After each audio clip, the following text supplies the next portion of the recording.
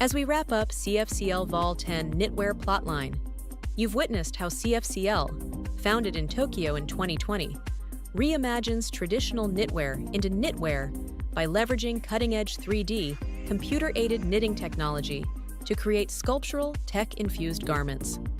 Presented on March 3, 2025, at Paris Fashion Week's Pompidou site, this collection drew inspiration from urban narratives and digital aesthetics, blending fluid silhouettes with layered textures that echo both cityscapes and pixelated landscapes.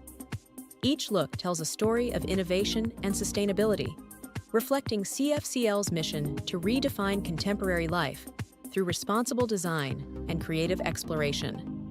Let us know in the comments which look resonated with you the most and how you feel about CFCL's fusion of craftsmanship and technology in this knitwear journey.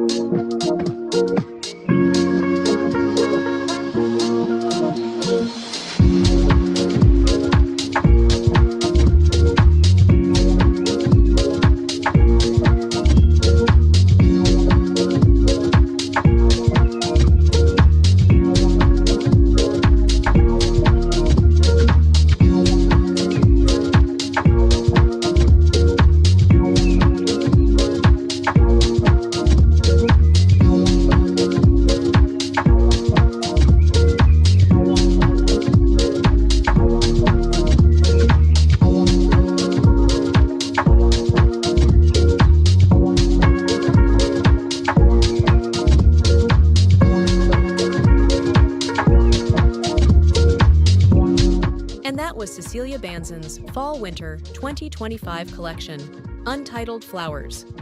From the very first look, you could feel her signature romance. Billowy tulle skirts layered over sculptural bodices, each silhouette echoing the delicate petals of a winter bloom. Inspired by her Danish roots and a decade of redefining modern femininity, Bahnsen combines meticulous craftsmanship with a poetic nod to nature.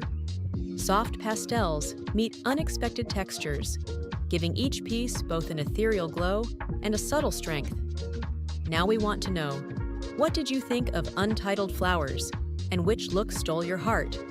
Let us know in the comments below.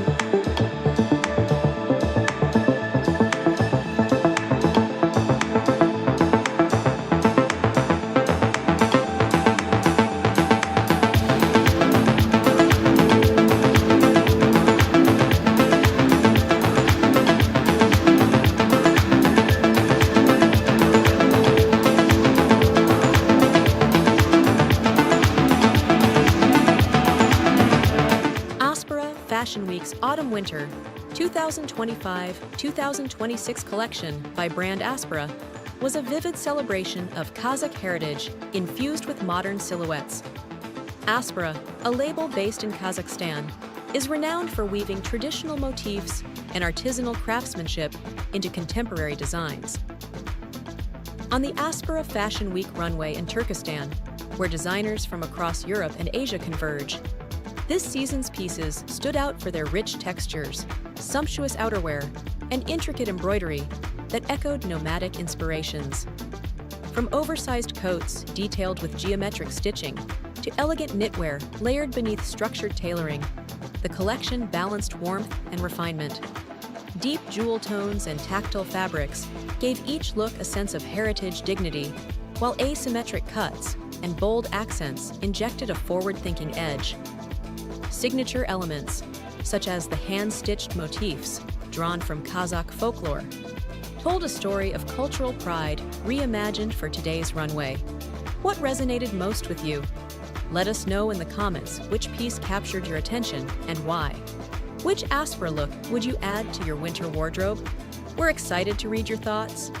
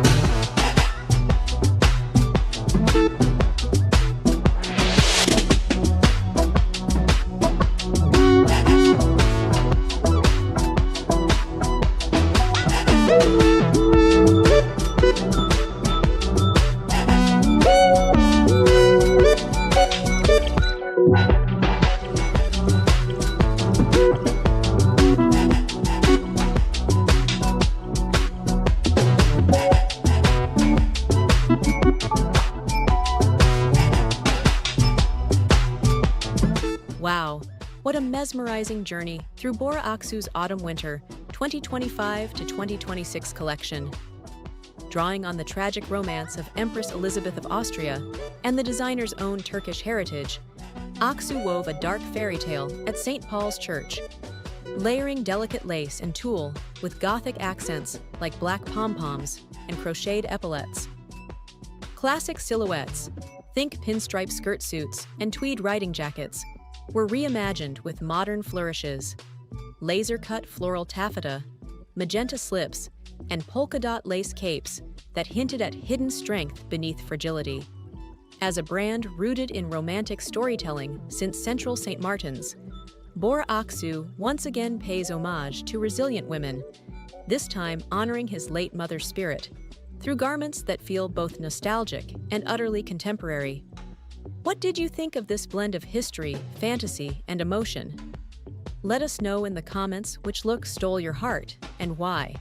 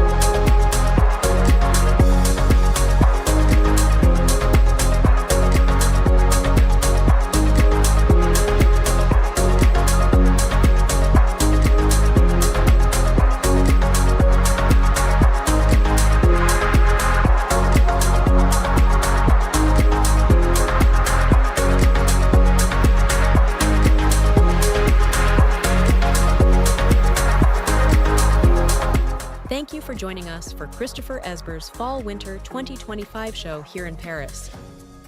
This season, Esber fused his signature Australian sensibility with the opulence of Art Deco and the drama of flamenco. Leather, corduroy, and velvet were sculpted and draped into fluid silhouettes, while shibari-inspired details and handcrafted passementerie added a hint of restraint and surprise.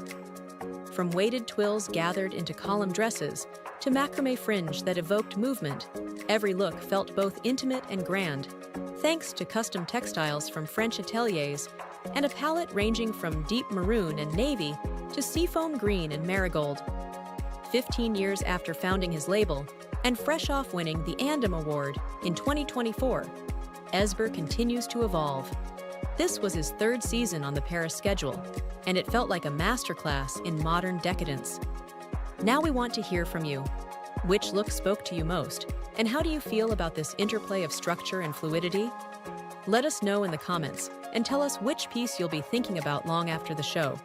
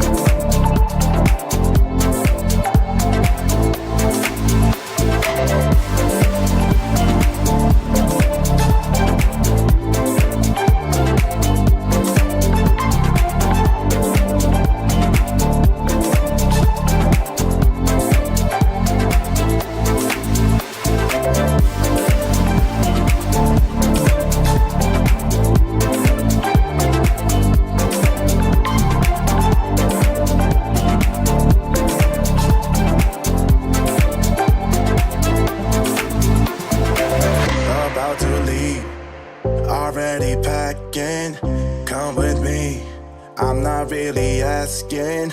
We'll get away to a place where we don't know. About to see the world in action, what we can be, life with no distractions. We'll get away, this is what we waited for. Take my hand, we'll make it somehow. We can't miss out. I'm done living life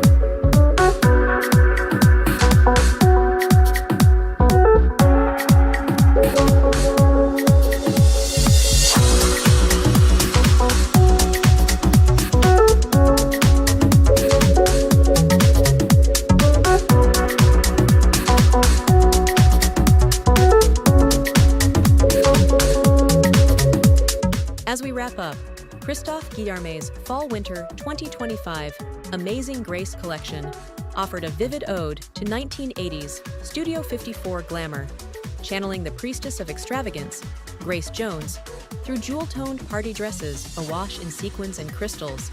Think rich purples, pinks, silvers, and golds against the storied backdrop of Balajo, one of Paris's oldest nightclubs. Drawing on his signature mix of glam rock and couture finesse, Guillarme, who first launched his own label in 1998 and has since dressed celebrities from Cannes to Paris, reaffirmed his ultra-feminine vision with exquisite finishing and dramatic silhouettes.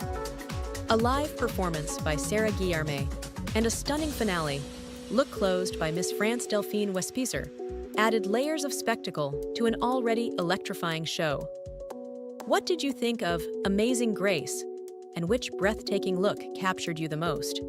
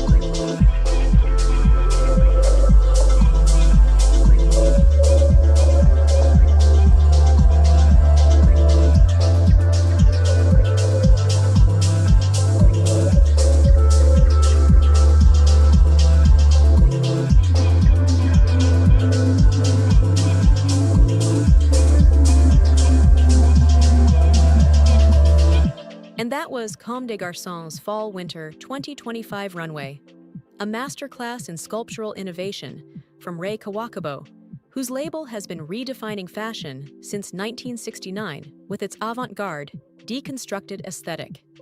This season, Kawakubo reminded us that small can be mighty, translating that motto into voluminous, abstract silhouettes that push clothing toward art.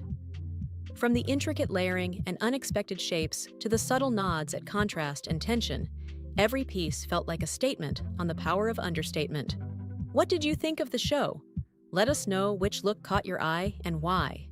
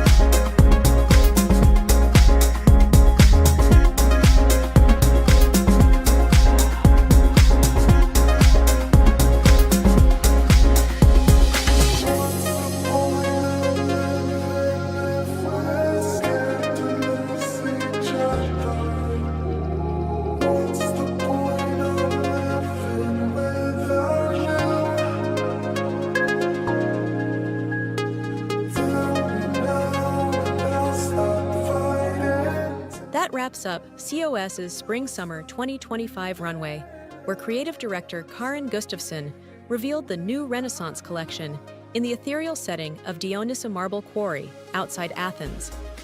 Founded in 2006 under H&M, COS has steadily elevated its minimalist ethos into the realm between high street and luxury by focusing on clean lines, quality fabrics, and thoughtful details. For Spring-Summer 2025, Gustafsson drew on Renaissance paintings, melding grand, draped silhouettes and muted, filtered colors with COS's signature restraint. Models emerged in slate gray bloomers, deconstructed silk blouses, and fluid trousers, punctuated by sporty jackets, sock boots, and jelly fisherman sandals, all instantly shoppable after the show. The contrast of raw white marble and soft pastel tones underscored how COS balances timeless functionality with a whisper of extravagance. We want to hear from you. What did you think of COS's blend of Renaissance-inspired forms and minimalist sensibility? Which look stood out as your favorite? Let us know in the comments below.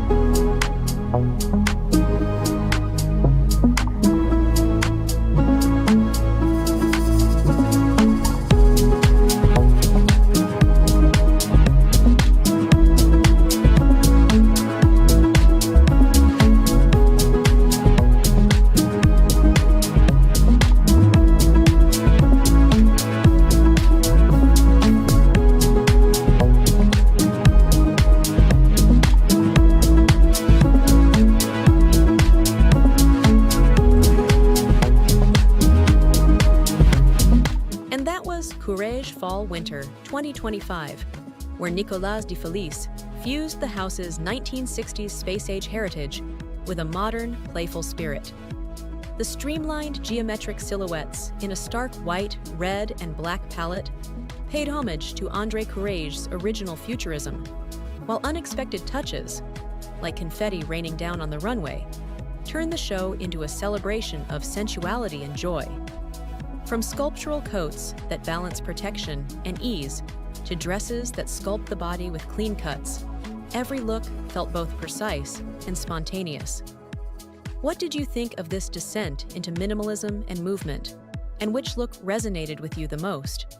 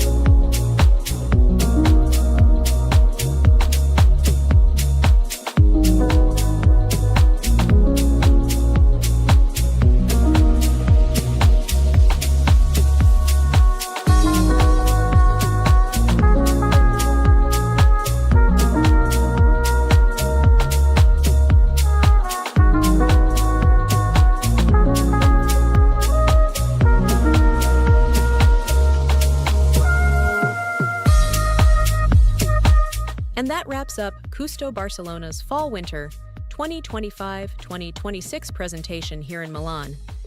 From its roots in Barcelona back in '96, the brand has always been about fearless innovation, and tonight was no exception. We saw those signature digital prints reimagined in moody, winter-ready palettes, layered over textured knits and sculpted tailoring that felt both artful and wearable.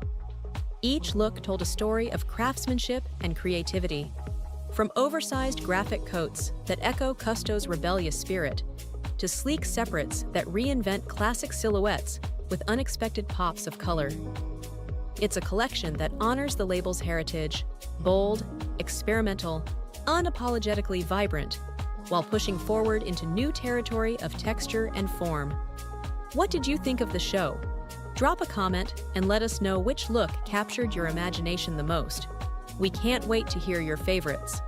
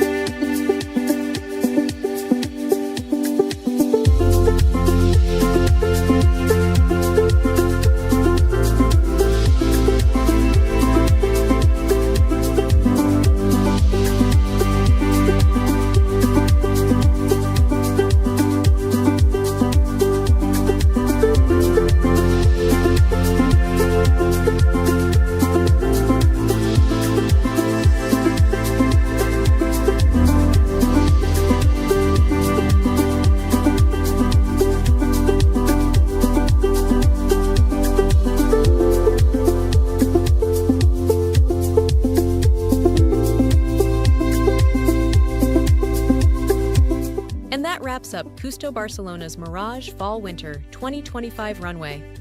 Born in Barcelona in the 80s and helmed by brothers Kusto and David Dalmau, the brand has always been synonymous with graphic print artistry and fearless color.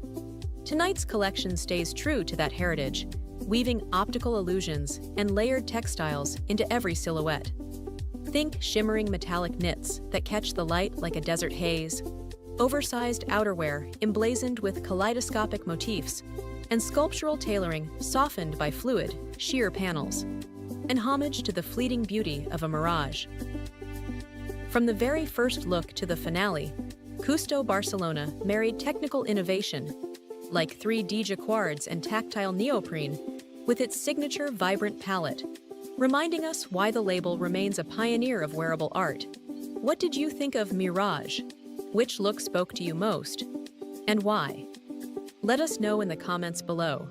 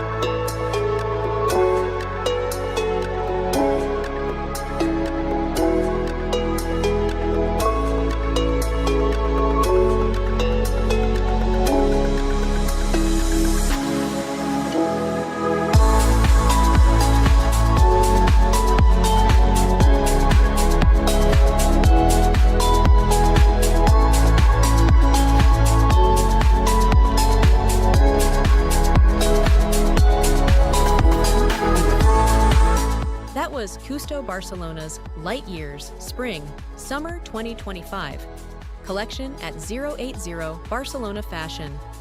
Drawing on the brand's legacy of vibrant prints and innovation, Light Years is an ode to spontaneity and optimism, blending a bold palette with cutting-edge technical fabrics to create graphic t-shirts, tailored trousers, and ethereal mini dresses that feel like a journey through light and imagination. Founded by Kusto Dalmau in the 1980s, Kusto Barcelona built its reputation on striking graphics inspired by Californian surfer culture and has continually pushed boundaries with experimental silhouettes and fabrics. What do you make of this radiant collection, and which look captured your heart? Let us know in the comments below.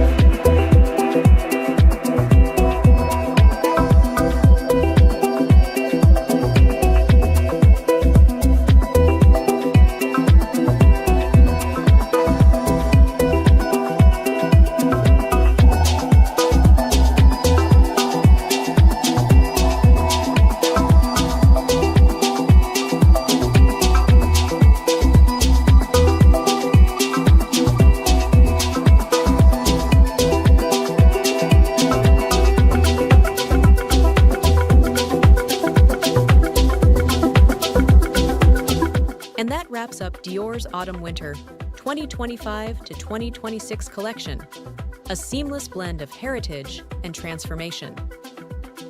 Under Maria Grazia Chiuri's direction, the runway became a nod to Virginia Woolf's Orlando. Delicate ruffles and bustiers peeked out from sharply tailored waistcoats, while lace bloomers and riding boots reimagined Dior's timeless elegance. The juxtaposition of androgynous silhouettes and classic couture details reminds us why Dior has led fashion since 1947, always balancing the house's storied craftsmanship with bold new narratives. Which piece stood out to you? Did you fall for the fluid layers or the structural tailoring first? Let us know in the comments what you think of the show and which look you love most. Don't forget to like and subscribe for more runway recaps.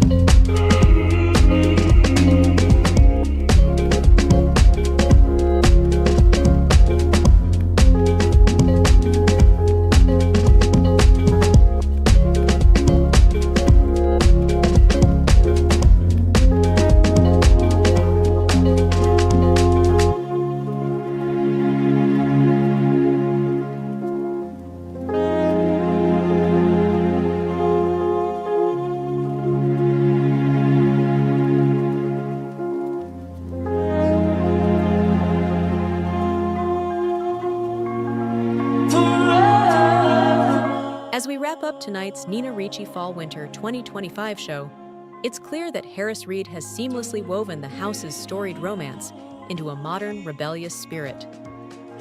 Drawing from Nina Ricci's DNA, he reimagined her signature sheer chiffon and iconic polka dots in delicate lace and spotted transparencies, all laid over a timeless black and white palette, uplifted by rich jewel tones.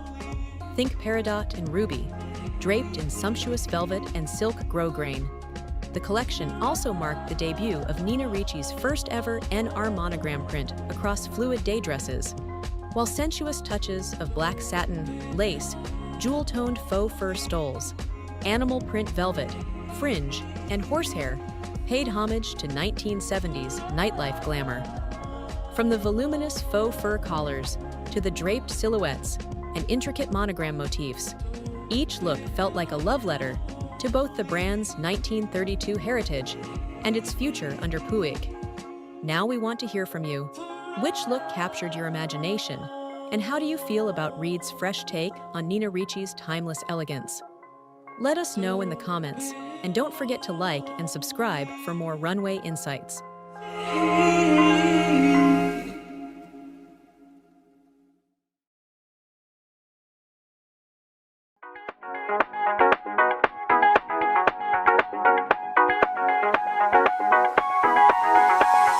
What can I do? What can I say? Please make it undone. What you did to me, I was so caught up when you happened to me. Make it undone, 'cause my heart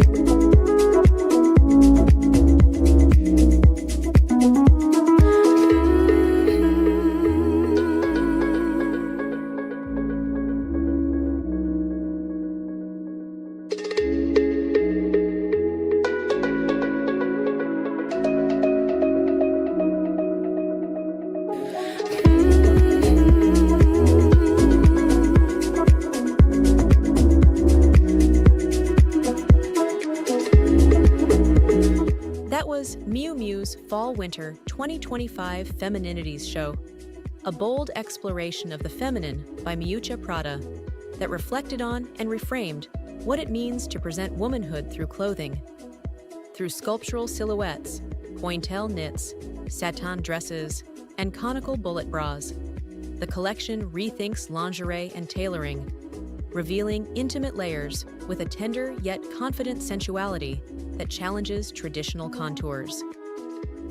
Founded in 1992 by Miuccia Prada as a playful sister line to Prada, Miu Miu has always championed youthful subversion. This season, nostalgic 40s and 50s lingerie references blend seamlessly with modern materials, using strategic volume to honor curves without confining them. Let us know in the comments what you think of this multifaceted take on femininity, and tell us which look you loved the most.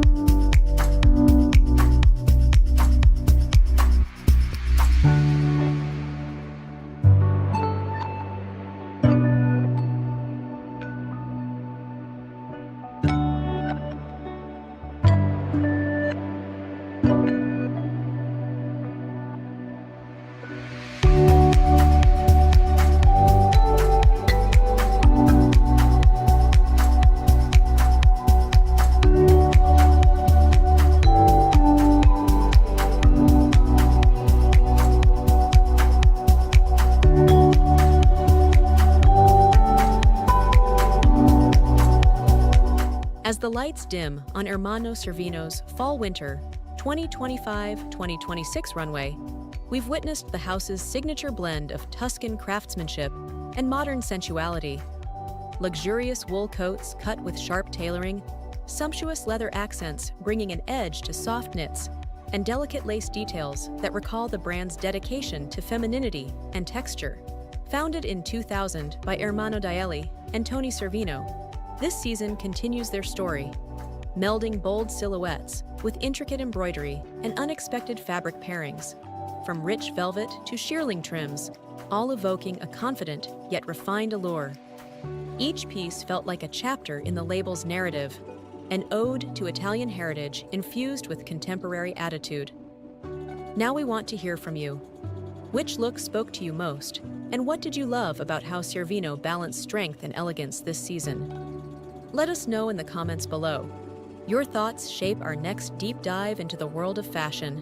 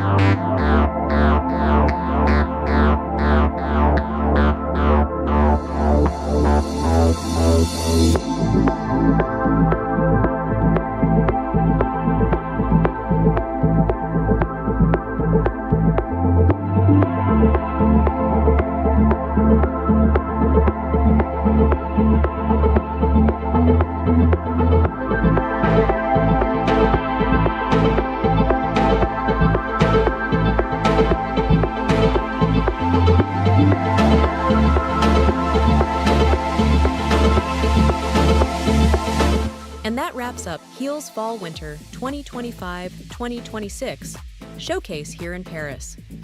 Under the creative direction of Heel Yang, who has built Heel around the rich traditions of Korean Minhwa folk art, this collection felt like a dialogue between past and future.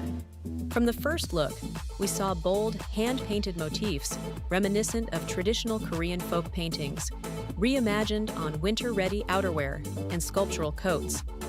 Silhouettes ranged from sharply tailored jackets to voluminous, layered pieces, all grounded by a palette of winter neutrals, accented with pops of vibrant reds and deep indigos evocative of historical Minhwa colorways.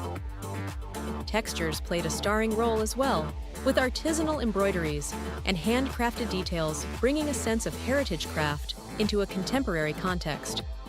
What strikes you most about Heel's fusion of Eastern heritage and Western tailoring? Drop a comment below and let us know which look captured your imagination. We can't wait to hear what you loved.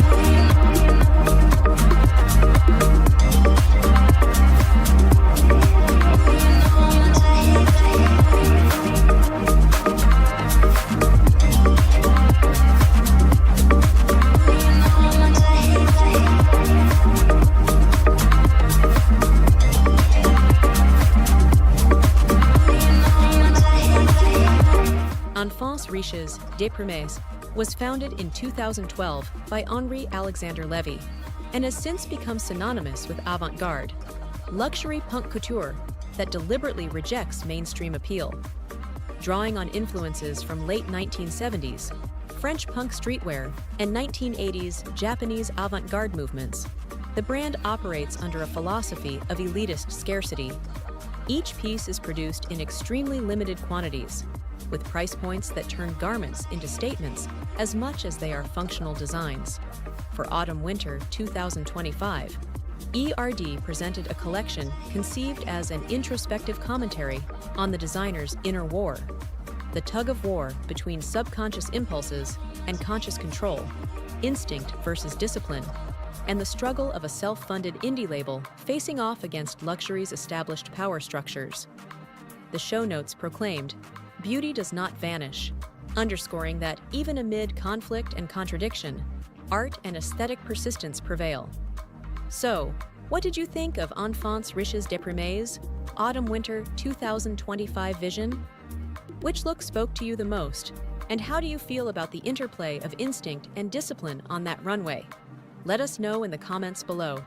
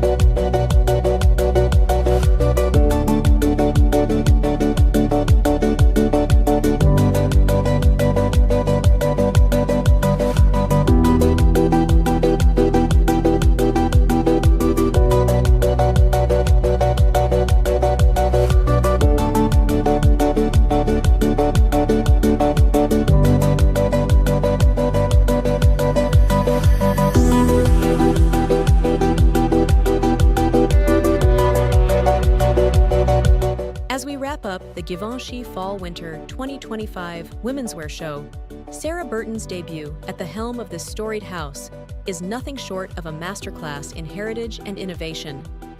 Drawing inspiration from Hubert de Givenchy's original vision, first brought to life in 1952, the collection melds archival silhouettes with contemporary tailoring, from elegantly draped necklines to sharply structured suiting. Each look underscores the Maison's dedication to atelier-driven craftsmanship and modern luxury. Under Burton's precise eye, Givenchy is redefined for a new era while honoring its legacy. What did you think of this fresh chapter for Givenchy? Let us know your favorite look in the comments below.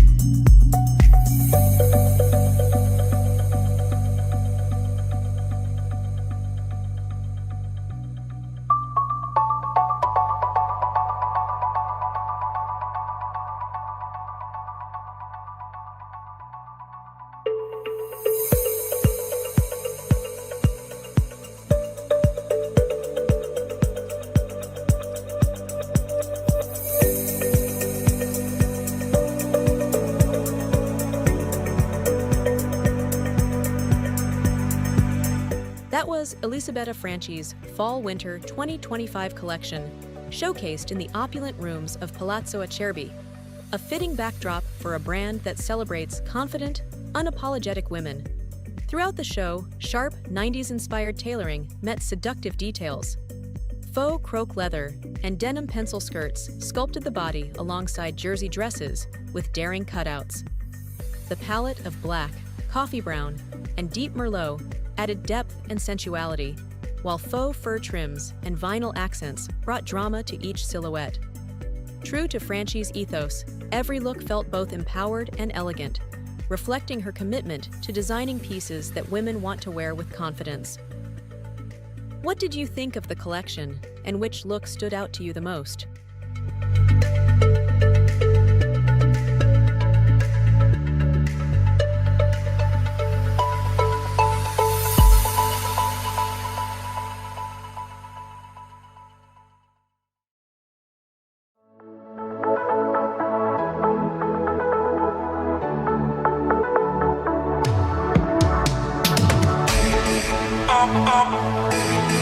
Always alone. You will always be there. Always alone. You will always be there.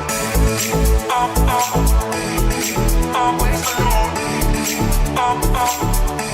You will always be there. Always alone.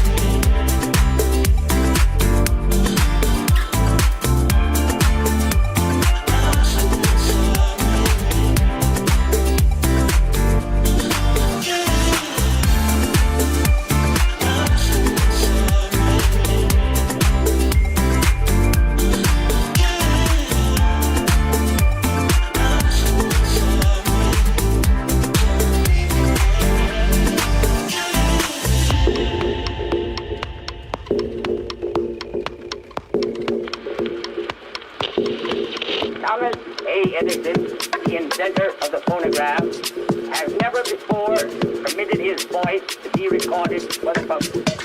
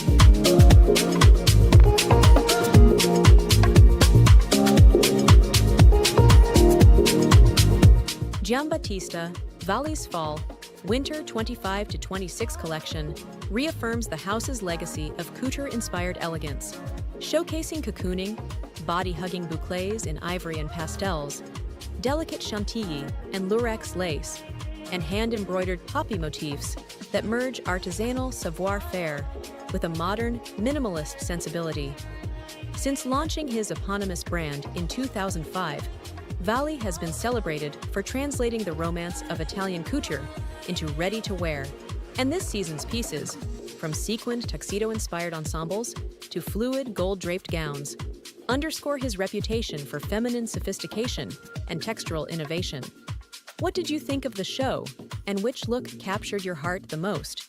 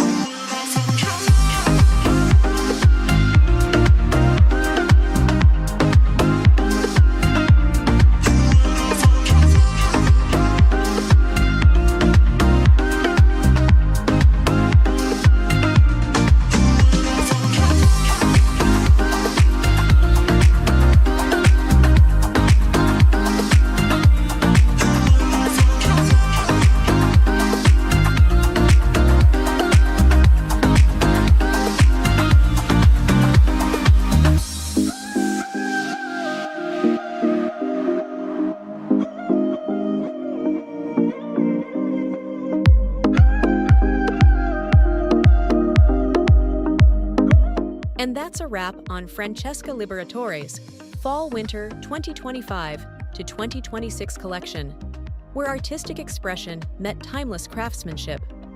Liberatore transformed classic silhouettes into dynamic identities, blending flowing maxi dresses with intricate draping alongside sharply tailored suiting, each piece reflecting her Italian couture heritage and dedication to artisanal detail. From sumptuous lace and delicate embroidery to modern graphic accents, every look tells a story of evolving femininity and fearless confidence. Now we want to hear from you. Which look captured your imagination tonight? Drop a comment below to let us know your favorite moment. And don't forget to like and subscribe for more runway recaps and insider insights.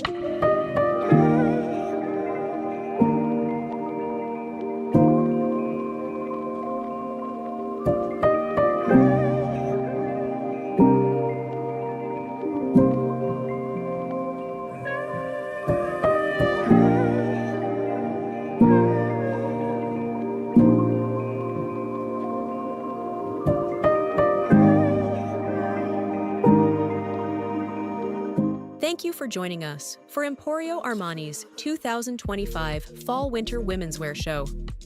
Tonight, Emporio Armani reaffirms its spirit of youth and modernity, presenting a collection that marries the brand's legacy of accessible elegance with a playful nod to classic motifs. Inspired by the iconography of playing cards, the runway dazzled with sequined hearts, diamonds, clubs, and spades adorning sleek black silhouettes, punctuated by flashes of red, green, and blue to evoke a sense of fun and surprise. Since its founding in 1981 as Giorgio Armani's ready-to-wear line aimed at younger audiences, Emporio Armani has championed democratic fashion that remains rooted in the designer's vision of timeless elegance. This season's offering also channels the house's signature tailoring, blending menswear-inspired suits with fluid dresses in luxe silks and velvets. What do you think of tonight's playful yet sophisticated looks? Let us know in the comments which piece captured your attention and why.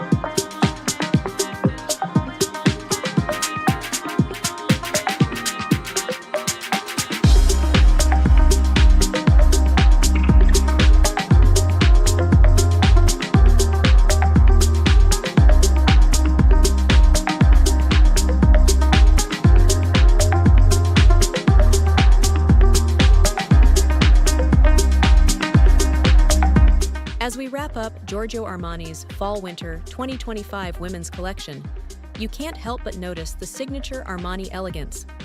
Clean lines softened by luxurious fabrics, a muted palette of charcoal, ivory, and deep burgundy, and silhouettes that feel both timeless and modern. Drawing on decades of Italian tailoring heritage, Armani once again balances understated luxury with subtle surprises. Think oversized outerwear layered over fluid silk dresses and sculptural knitwear that skims the body without constraining it. This season's story seems to celebrate quiet confidence, pieces that speak volumes through their simplicity, paying homage to the brand's legacy of refined minimalism. What do you think of Giorgio Armani's vision for Fall-Winter 2025, and which look resonated with you the most?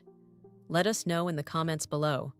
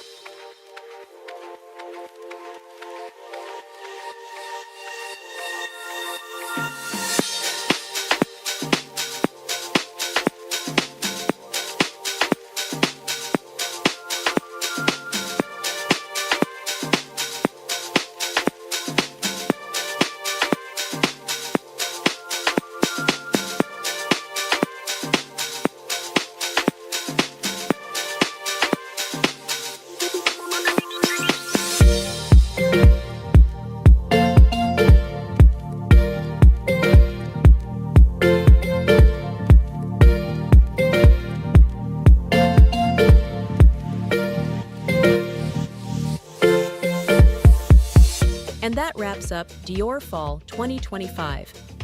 Maria Grazia Chiuri's swan song for the house, presenting a collection that paid homage to Virginia Woolf's Orlando, blending masculine tailoring with feminine ruffles and bustiers.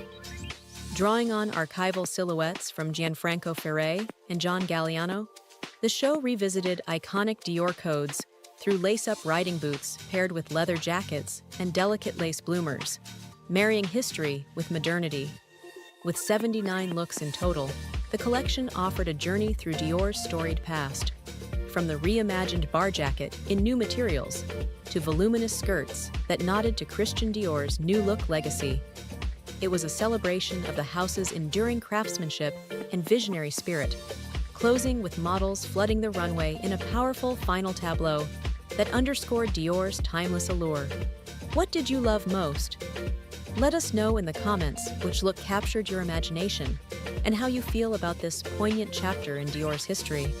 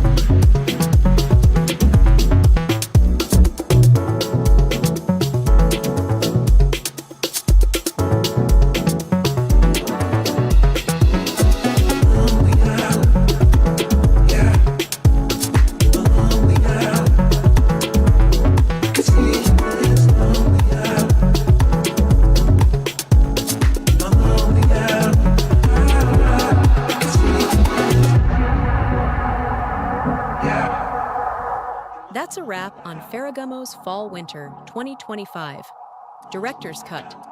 Tonight, we witnessed creative director Maximilian Davis paying homage to Salvatore Ferragamo's legacy of Italian craftsmanship, reimagining archival silhouettes with modern tailoring and unexpected textures.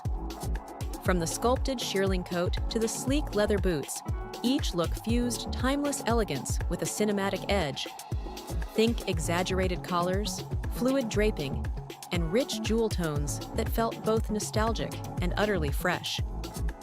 This collection reminds us why Ferragamo has always been synonymous with innovation and luxury. What did you think of this director's cut? Which look stole your heart?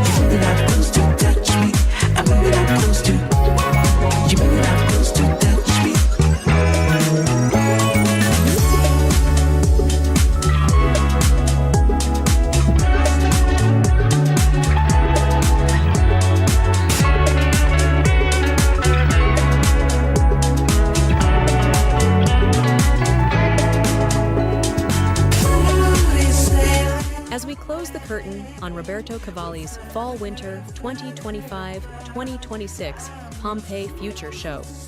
It's clear that creative director Fausto Puglisi has masterfully fused Cavalli's signature glamour with the ancient allure of Pompeii. From the dramatic volcanic eruption, prints in fiery reds and molten metallics, to the sumptuous Devore velvets and silk draped like fresco fragments, each look evoked both destruction and rebirth, echoing the legacy of a city frozen in time, yet eternally vibrant. The set itself transported us to a grand Roman courtyard, complete with ivy-clad columns and marble floors, underscoring the collection's homage to classical art, while anchoring it firmly in modern luxury. Roberto Cavalli's DNA, once famed primarily for exotic prints, now finds new life through Puglisi's narrative of history and innovation. What did you think of this journey from ash to opulence? Let us know which look captured your heart the most. And don't forget to like, subscribe, and share your thoughts below.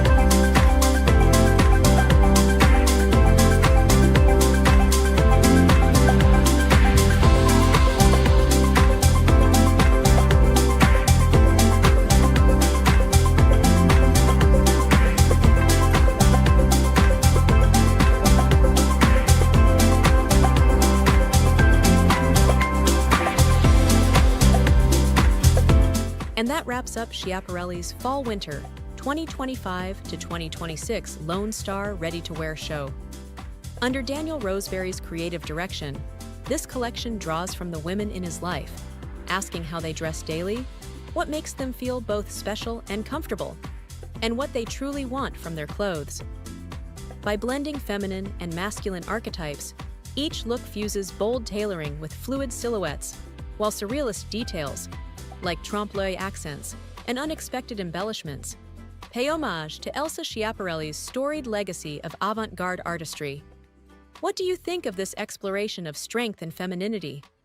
Which look captured your attention the most? Let us know in the comments below.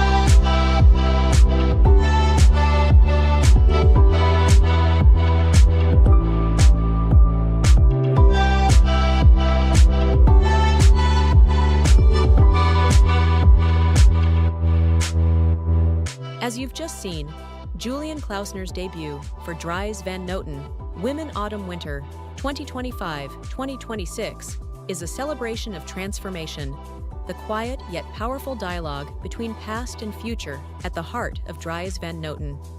Set against the grandeur of Paris's historic Opera Garnier, the collection unfolded like a staged performance, with fabrics draped and tied as if revealing a curtain to a new era. Rich jewel tones, emerald green, electric blue, fiery orange, and metallic yellows, created cinematic depth, inviting you to feel every texture and print. Echoing Art Deco references and Eastern-inspired opulence, pieces ranged from metallic oversized suits adorned with silent foulard motifs to floral devore draped gowns accented by textured obu belts. Through this collection, Klausner honors Dries Van Noten's legacy of innovative prints, layering, and luxurious fabrics, while charting a bold new chapter for the Belgian house. What did you think of Klausner's debut? Let us know which look captivated you the most.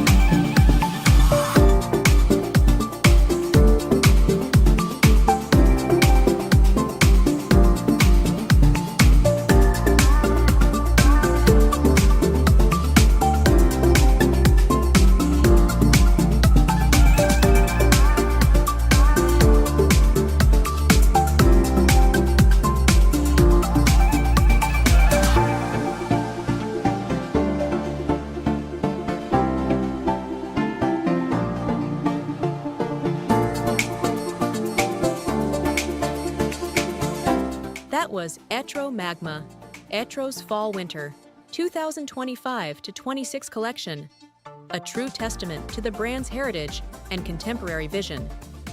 Etro, founded by Girolamo Gimmo Etro in 1968, has long been celebrated for its pioneering use of paisley prints and bohemian-inspired motifs, a legacy that continues to inform every collection. Under creative director Marco Di Vincenzo, Magma channels this storied past into a striking, almost elemental narrative. From the very first look, you could feel the volcanic inspiration. Layers of richly textured fabrics, intricate embroideries, and vivid prints that evoke molten lava flows and ash-swirled landscapes. Earthy, volcanic tones were punctuated by bold accents, crimson, ochre, and charcoal, mirroring the unpredictable interplay between fire and rock. Silhouettes ranged from oversized draped outerwear to tailored pieces that fused avant-garde structure with the brand's signature fluidity. What did you think of this fusion of history and innovation? Which look resonated with you the most? Let us know in the comments below. Your favorite ensemble, standout texture, or unexpected detail. We can't wait to hear your thoughts on Etro Magma.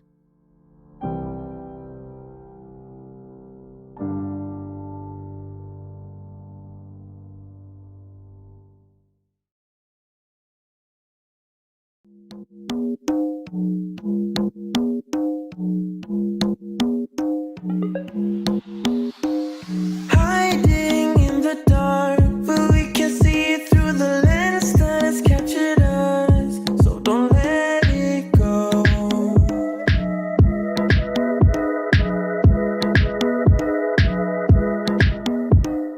Get up to see me fall. We are standing into time zones all at once. Can't take hold.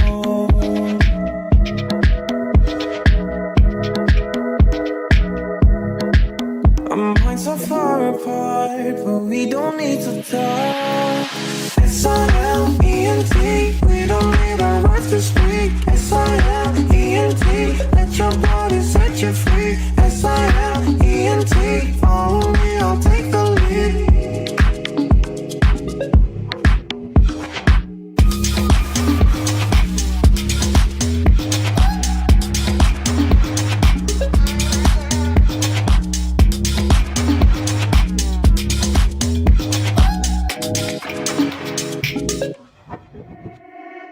Let go of your thoughts. My mind is muted, but I feel my body talk. So don't let go.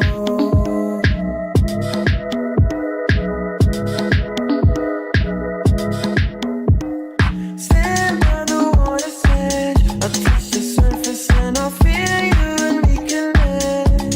So don't say no.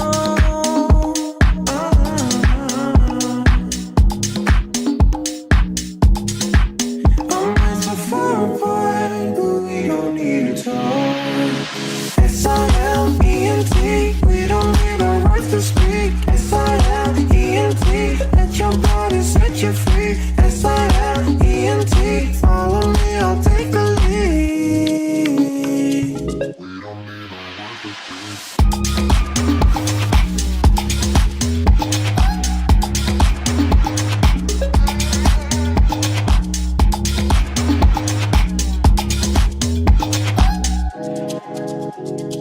We don't need our words to speak. Silent,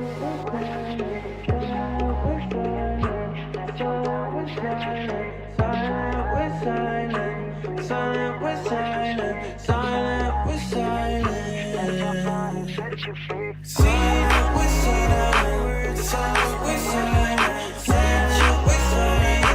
Silent, we're silent. S-I-L-E-N-T. Silent, we're silent. S-I-L-E-N-T. Silent, we're silent. S-I-L-E-N-T. We don't need our words to speak.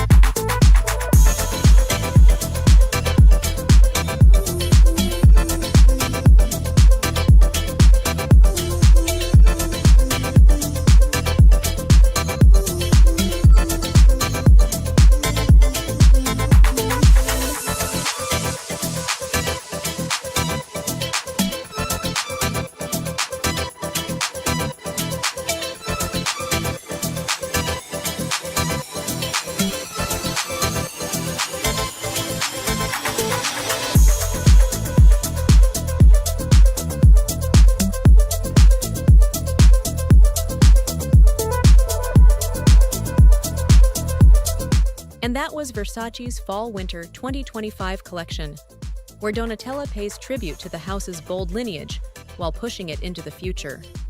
Throughout the show, you saw the signature Versace Baroque motifs reimagined in rich velvets and metallic leathers, each silhouette sculpted to exude confidence and power.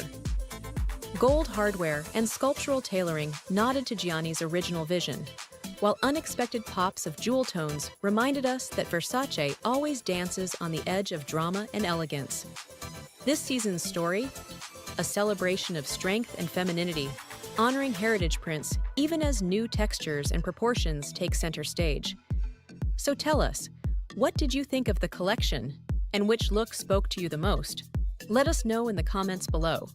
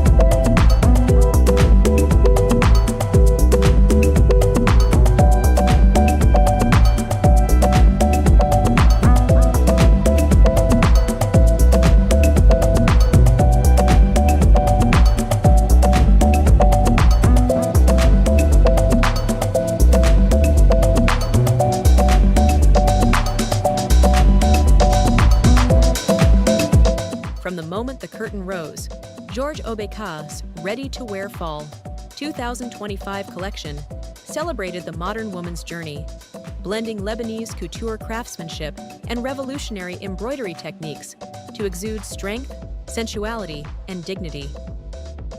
Under the co-creative direction of Georges and Jad Hobeka, whose atelier has embodied exceptional craftsmanship since its founding in Beirut in 1995, the show transitioned seamlessly from day to night through pieces like pearl-accented necklaces, clip-on earrings, sleek leather jackets, and low-rise skirts, each detail reflecting a harmonious balance between heritage and innovation.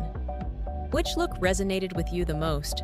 And how do you feel this collection speaks to your own sense of confidence and style?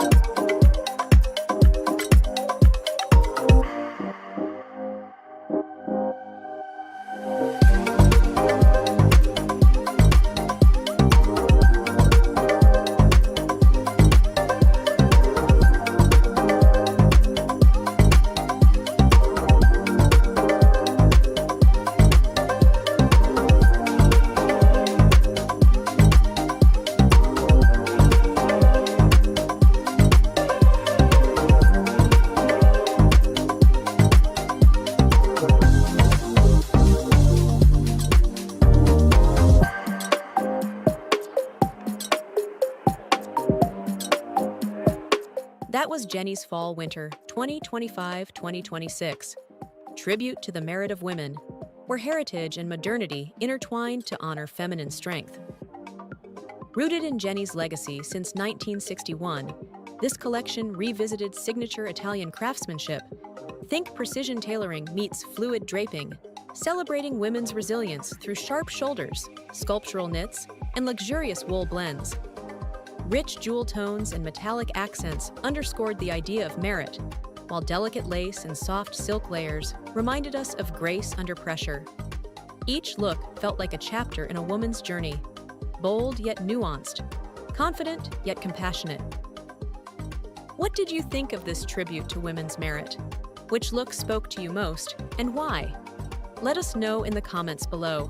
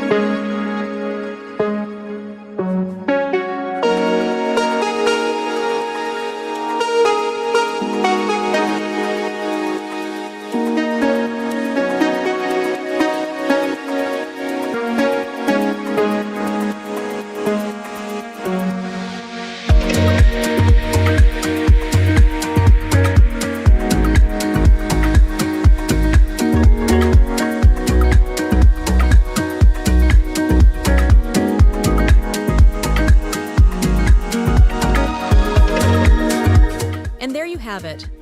Isabel Marant's Fall-Winter 2025 collection, where the rebellious spirit of 80s new wave meets bohemian nonchalance, blending delicate lace ruffles, chain-adorned blouses, and slouchy leather ankle boots in a symphony of texture and attitude.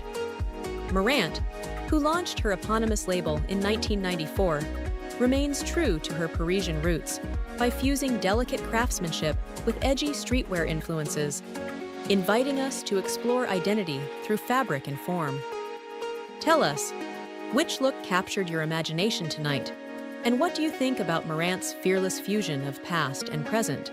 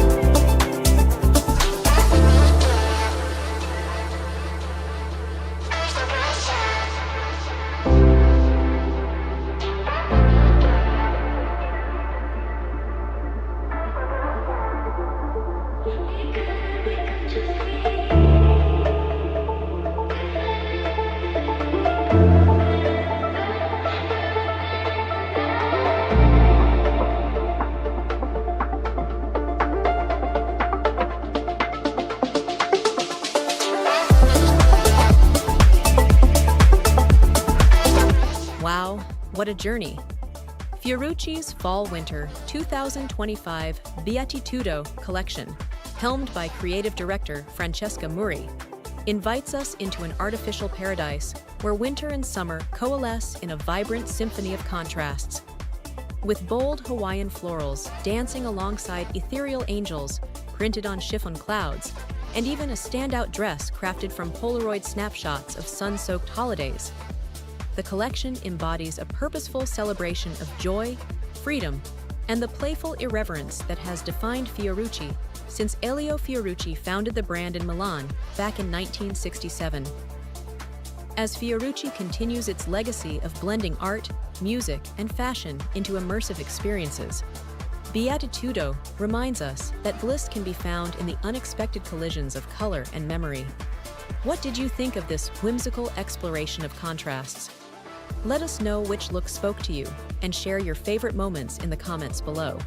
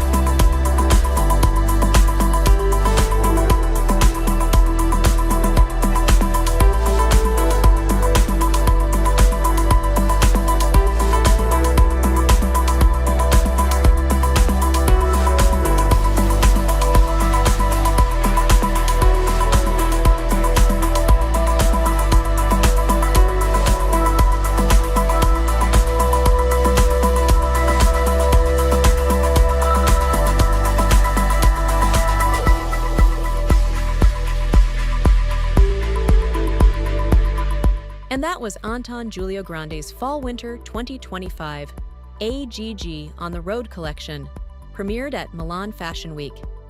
Drawing inspiration from the reckless passion of motocross, Grande fused the refinement of Italian haute couture with rugged leather, rhinestones, and sequins in collaboration with Italiana Accessori, SRL. Since founding his eponymous house at age 20 after studies at Polimoda in Florence and Fiat in New York, Grande has captivated audiences with his opulent designs and theatrical narratives, dressing Italy's most celebrated divas. Now we want to hear from you. What did you think of this audacious runway, and which look resonated with you the most?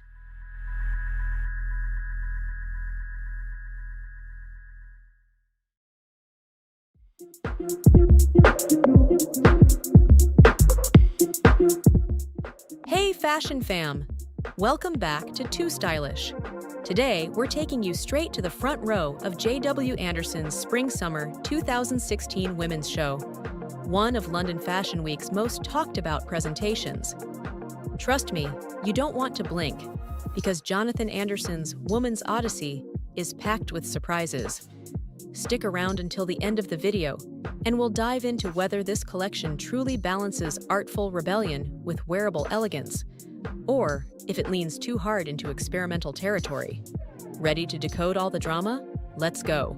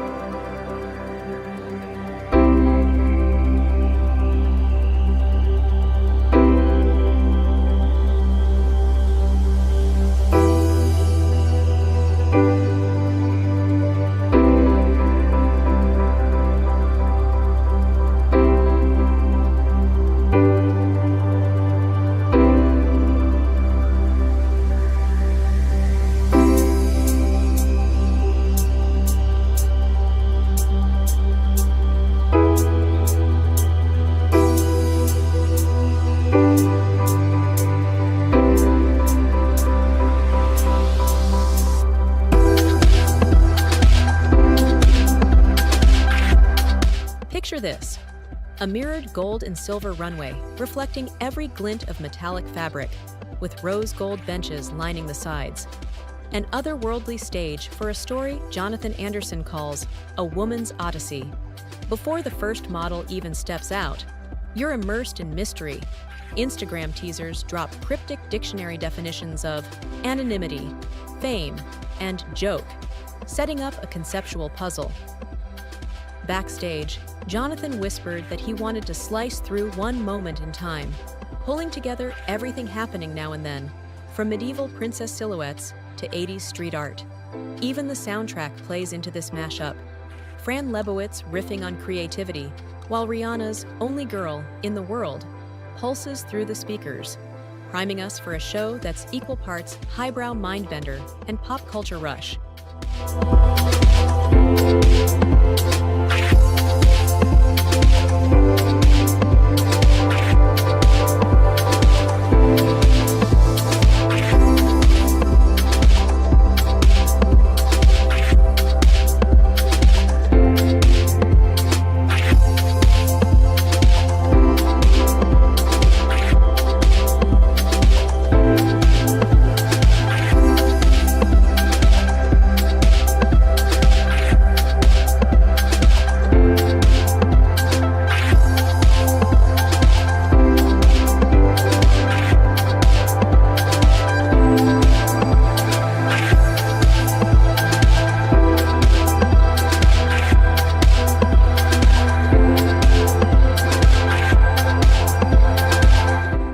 What's your verdict?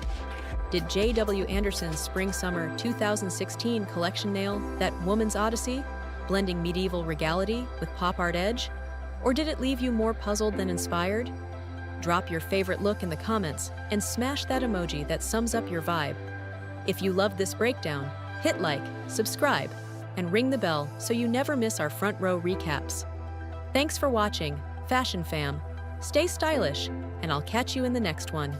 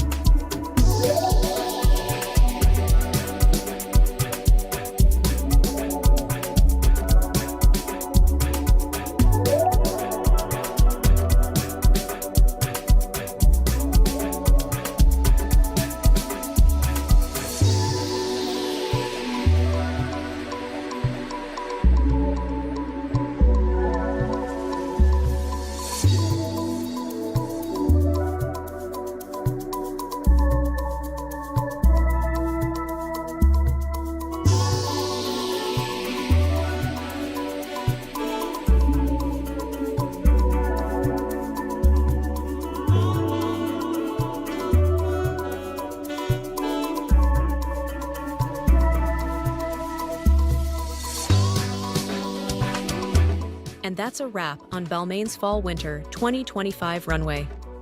Olivier Rousteing takes Pierre Balmain's legendary heritage, think strong shoulders and femme fatale silhouettes, and reinvents it with sculptural tailoring, opulent metallic jacquards, and bold leather accents. This season, every look felt like a modern power suit mingled with 80s glamour, from the angular tuxedo jackets to the gilded evening gowns. Balmain continues to prove that luxury isn't just about what you wear, but how it makes you feel. Confident, daring, and utterly unstoppable. So tell us, what did you think of the show and which look stole your heart? Drop your favorite moment in the comments below, and don't forget to like and subscribe for more exclusive runway recaps here on tooStylish.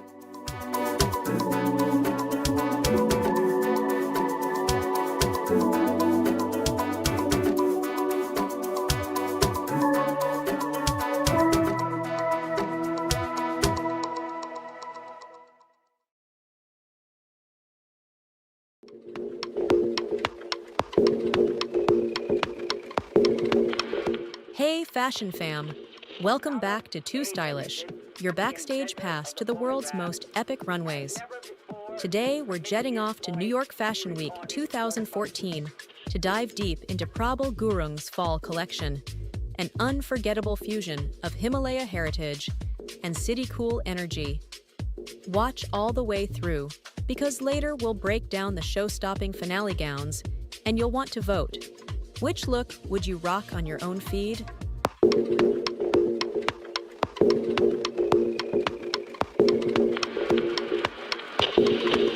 Thomas A. Edison, the inventor of the phonograph, has never before permitted his voice to be recorded for the public.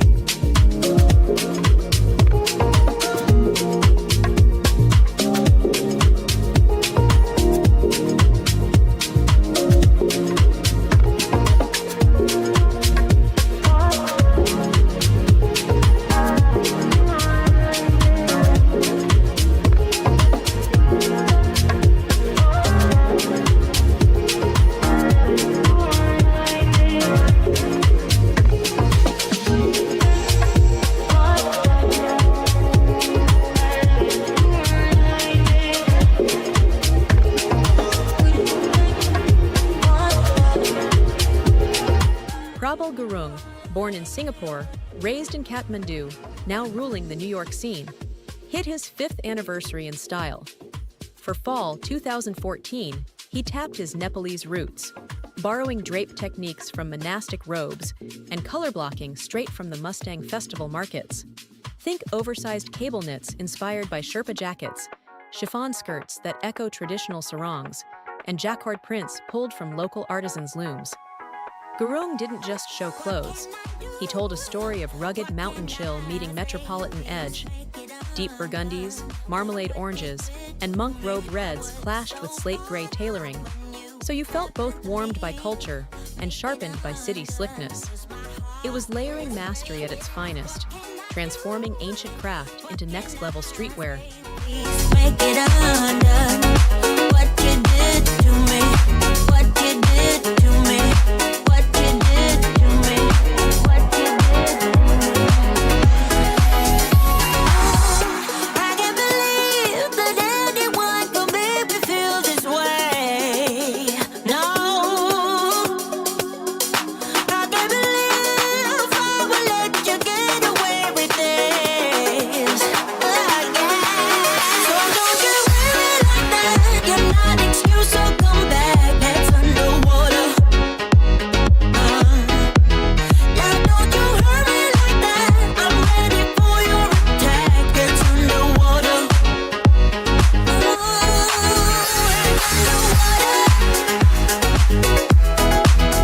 It's underwater.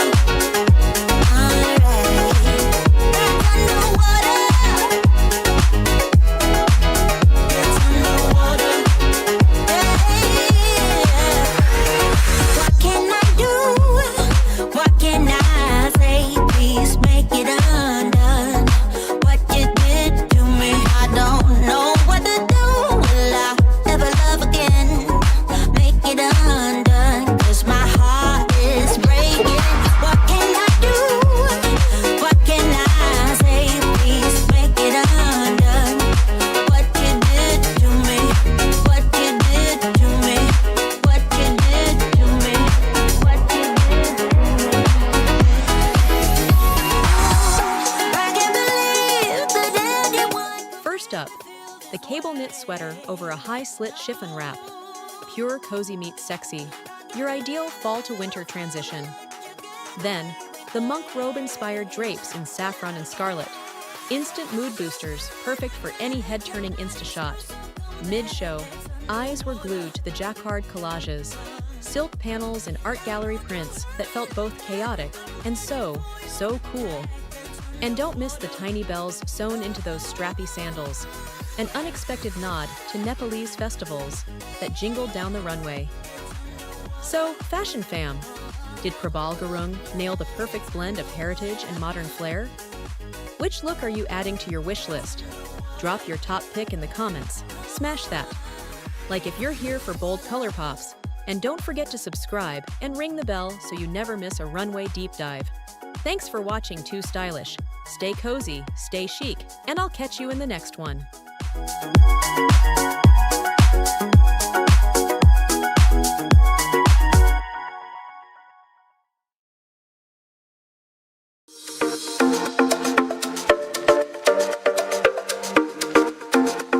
Hey fashion fam, welcome back to tooStylish, your front row pass to the world's most cutting-edge runways.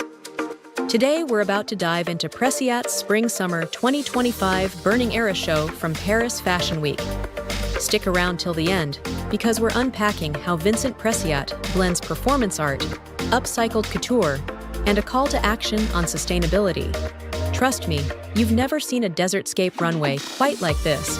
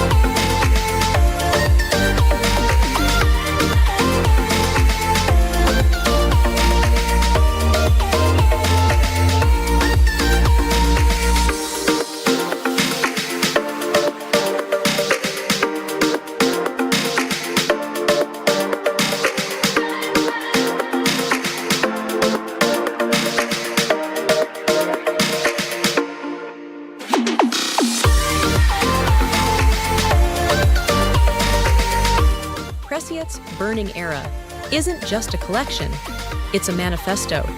Inspired by nomadic tribes wandering barren landscapes, each look repurposes unsold and recycled fabrics. Think cracked leather panels, shimmering silks rescued from warehouses, plus upcycled Supaima cotton and reclaimed denim. This show was staged like an epic performance. Models moved across rippling sand-colored drapes, under flickering amber lights, and a soundscape of wind and crackling embers. Behind every reversible trench coat and transformable dress lies a story of resilience and resourcefulness, and a bold statement against the waste of fast fashion. So when you see those rugged textures meeting couture silhouettes, know that you're witnessing a brand rewriting the rules of luxury, one upcycled stitch at a time.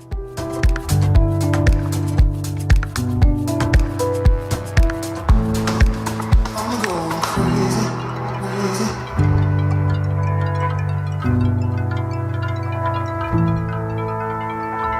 Trying to feel.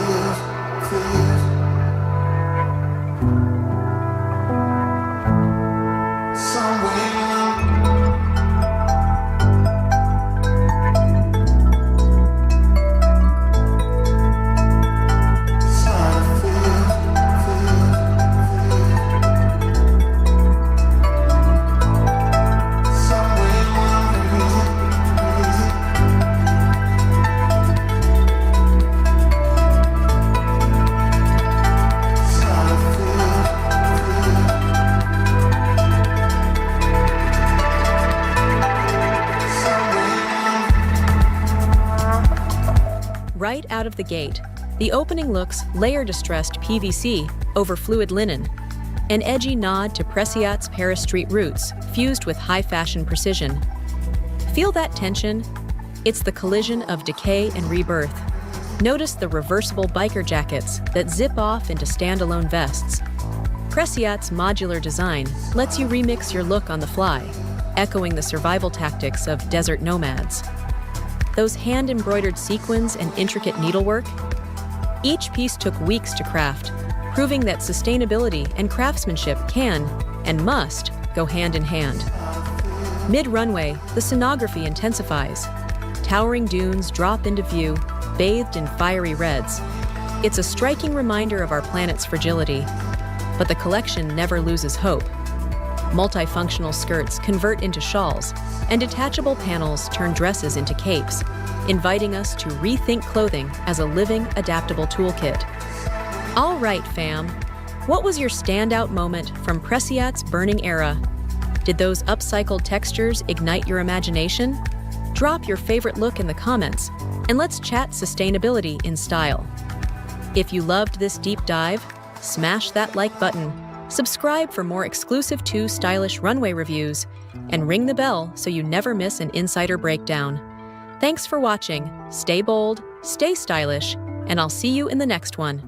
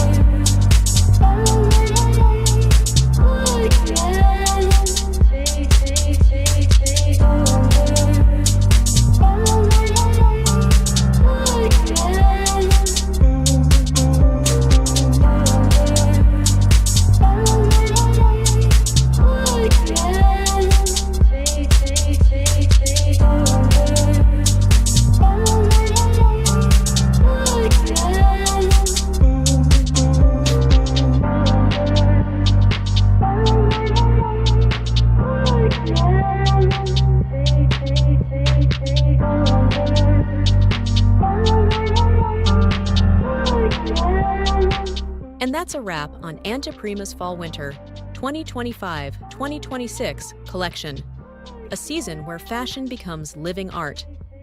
This season's modern primitive concept is a fusion of minimalist silhouettes and artisanal craftsmanship, each piece echoing the enigmatic figures of contemporary artist Izumi Kato, brought to life in three-dimensional knitwear and rebellious polka-dot stamping.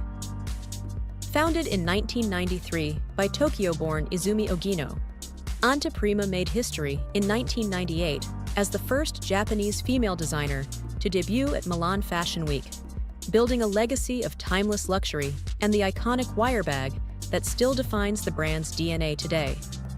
The autumn-winter palette weaves natural greens and browns with sand, winter yellow, and rustic camel, punctuated by cherry lacquer and deep purple accents, all rendered in sumptuous cashmere, velvet, mohair, and innovative boucle for a truly sensory experience. Now it's your turn. Which look spoke to you most? Drop a comment below and let us know. Did the art-inspired knits capture your imagination? Or were you drawn to those bold color accents?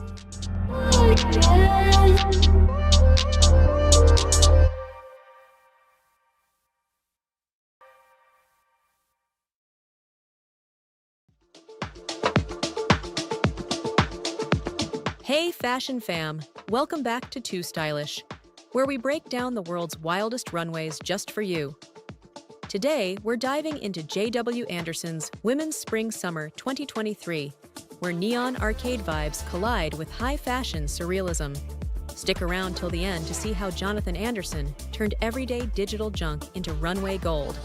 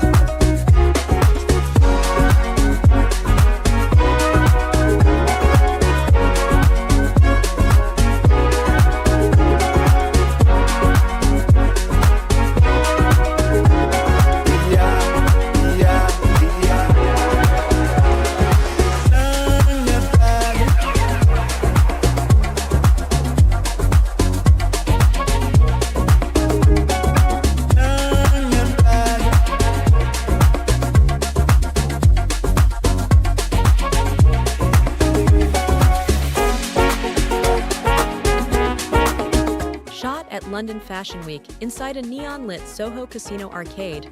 This show was pure sensory overload. Picture Dance Dance Revolution mats underfoot, slot machines buzzing overhead, and neon arrows guiding you through a real-life video game. Welcome to Jonathan Anderson's parallel universe. His central question: where does the human end and the screen begin?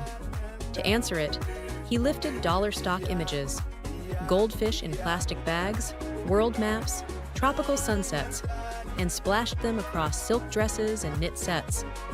Then, he amped up the WTF factor with a giant reflective bubble dress that literally mirrored the entire arcade. From pastel neon hues that glow like your favorite gaming rig to earthy neutrals grounding the fantasy, Anderson created a twisted Arcadia that feels like your laptop come to life.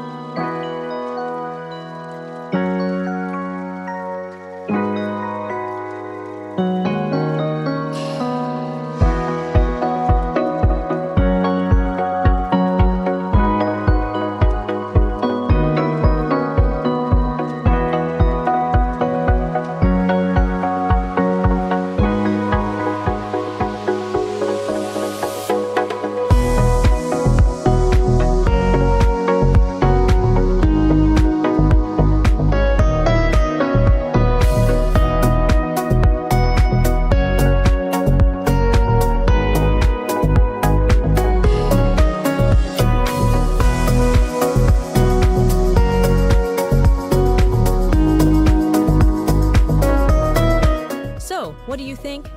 Did J.W. Anderson score a high score in blending gaming culture with couture? Or is this runway level just too next level? Drop your reactions below. Hit us with an emoji that sums up your vibe, and smash that like button if you're here for more fashion mashups. Don't forget to subscribe and ring the bell so you never miss our runway deep dives.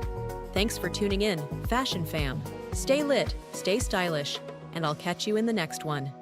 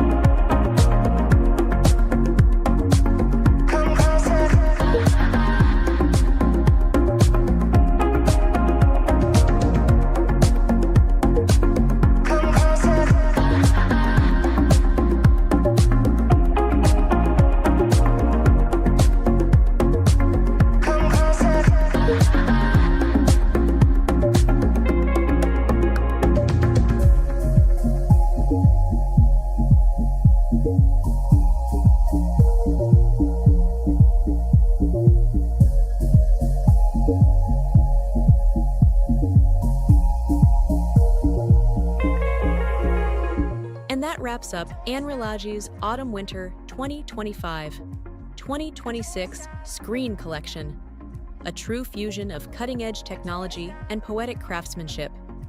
Founded by designer Kunihiko Morinaga in 2001, Anne Rilage has always pushed boundaries, and this season was no exception. From the morphing screen-printed textiles that seem to shift under our eyes to the sculptural silhouettes referencing digital grids, every piece reflected the brand's ongoing dialogue between the physical and virtual worlds. Drawing inspiration from cinema screens and pixelated imagery, Morinaga transformed fabric into a living canvas, reminding us that clothing can be both art and innovation. We saw jackets illuminated by lenticular prints, dresses constructed with hidden layers that reveal new patterns as you move, and accessories that felt like wearable projections. Which look resonated with you the most? Let us know in the comments which design you can't stop thinking about, and tell us, what did you love about the way Anne Rilage blurred the lines between fashion and technology? I don't wanna stop. I don't wanna stop. I don't wanna stop.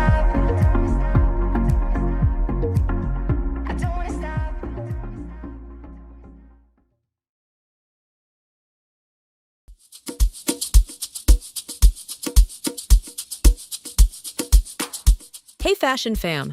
Welcome back to tooStylish. Today we're stepping into Thom Browne's Women's and Men's Spring 2022 runway, live from the shed in Hudson Yards.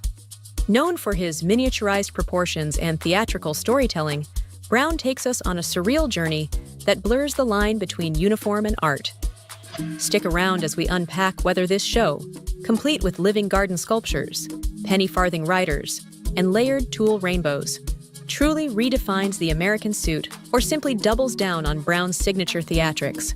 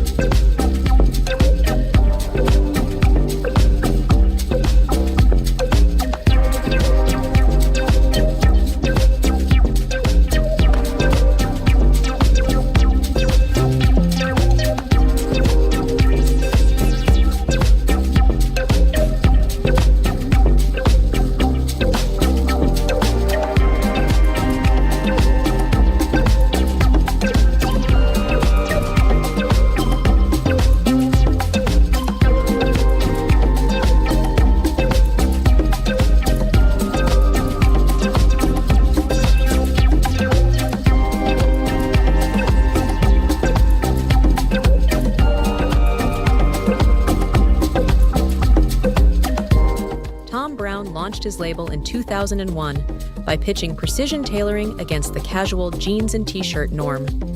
Since then, his iconic gray uniform, complete with cropped blazers, shrunken lapels, and 4-bar cuff stripes, has become a cultural touchstone. For spring 2022, Browne returns stateside for one night only, in homage to the Met's In America exhibition. He transforms Hudson Yards into a 3-act stage. First, 2 bachelors peer from a raw wood cabin into a weeping garden. Next, models emerge as guard-like platonic ideals in seersucker, pinstripe, and houndstooth suiting. And finally, they shed embroidered floral capes to reveal sculptural marble trompe-l'oeil tunics, and at last, rainbow-layered tulle gowns that riff on human topography. More than 200 pieces celebrate American uniform traditions, from military to academic, while inviting personal flair. It's a poetic love letter to craftsmanship and identity, showing that a suit can be both ceremonial armor and a canvas for storytelling.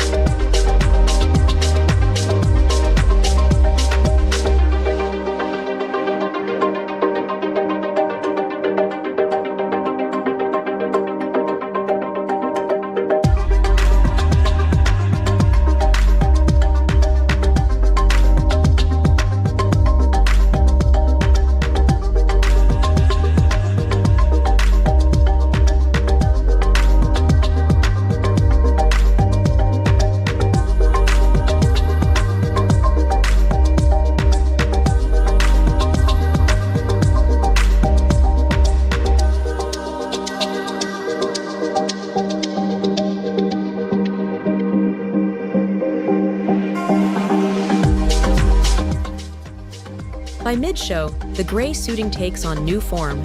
Pinstripe jackets pair with knee-skimming kilts, and single-breasted coats morph into A-line dresses built from dozens of tulle layers. Watch how Browne reworks the classic three-piece suit into half-zip tunics and wrap-around capes, each detail calibrated to feel both nostalgic and futuristic. Then comes the finale. Models glide by on penny farthings, cloaked in rainbow tulle that seems to pulse with every step. This kaleidoscopic moment underscores Browne's mastery of volume, illusion, and pure theater. So, what did you think of Thom Browne's Spring 2022 vision? Did the show's surreal staging elevate his gray uniform to art? Or was it a case of too much theater? Drop your favorite look in the comments, smash that like button if you're here for Browne's boundary-pushing tailoring. And don't forget to subscribe and ring the bell for more tooStylish runway breakdowns. Thanks for watching, stay stylish, and I'll catch you in the next one.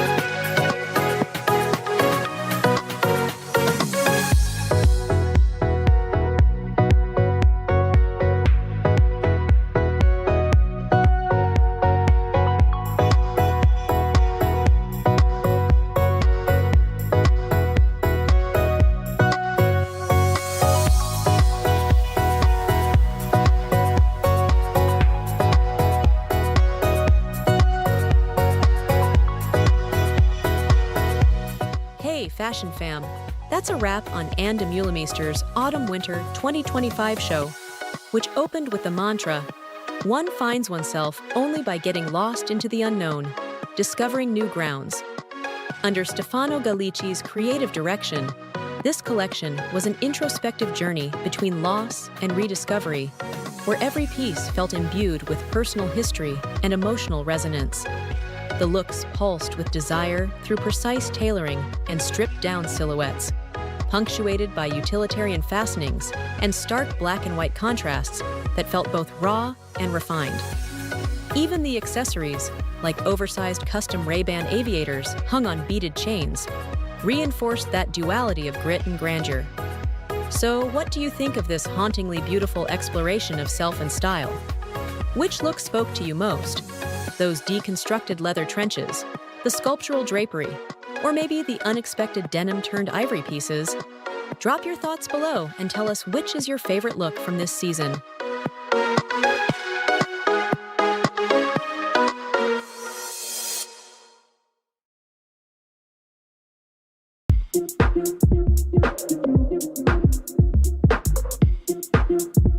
Hey Fashion Fam! Welcome back to tooStylish, your go-to spot for the hottest runway recaps around the globe. Today, we're diving into a show that's all about color, culture, and a global mindset. Prabal Gurung's Spring 2019 Ready-to-Wear collection. Stick with us till the end, because we're unpacking how Gurung fused his Nepalese heritage, cutting-edge sportswear vibes, and even a groundbreaking menswear debut into one epic runway experience. Trust me, you'll want to see every detail.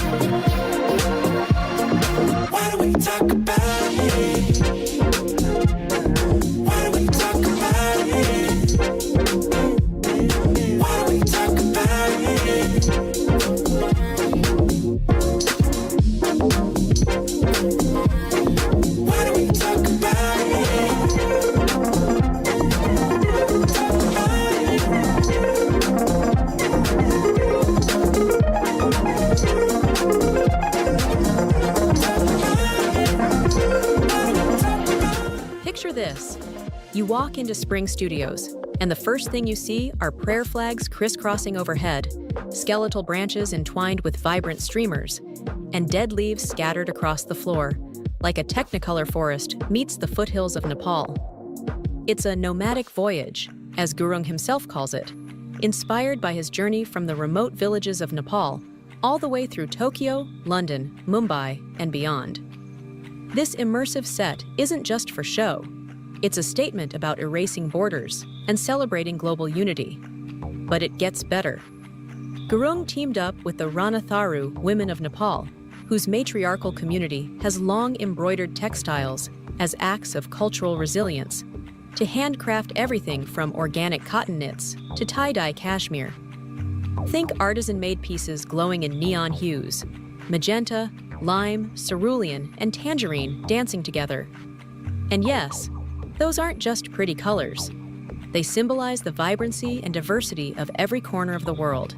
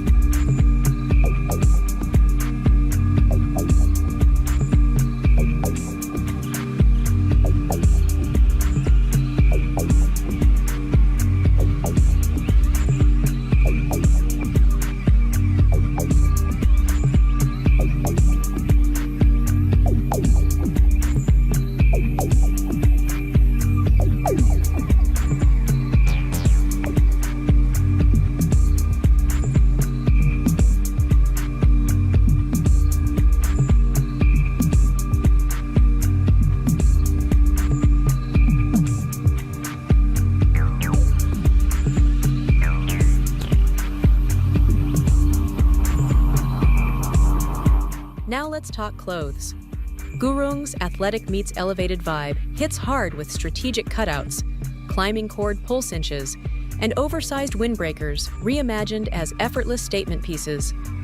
He even surprised us with a standalone menswear lineup, tailored cargos, unbuttoned shirts, and sport-inspired blazers, blending Savile Row precision with Kathmandu craftsmanship.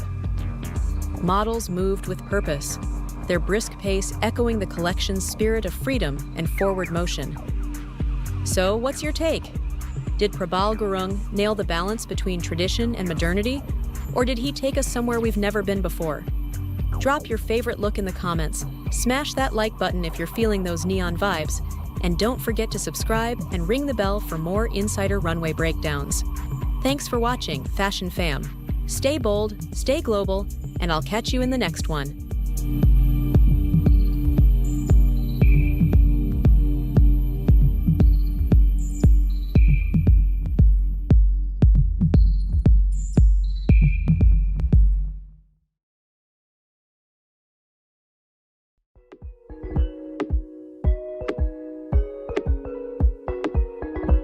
Hey, Fashion Fam! Welcome back to tooStylish.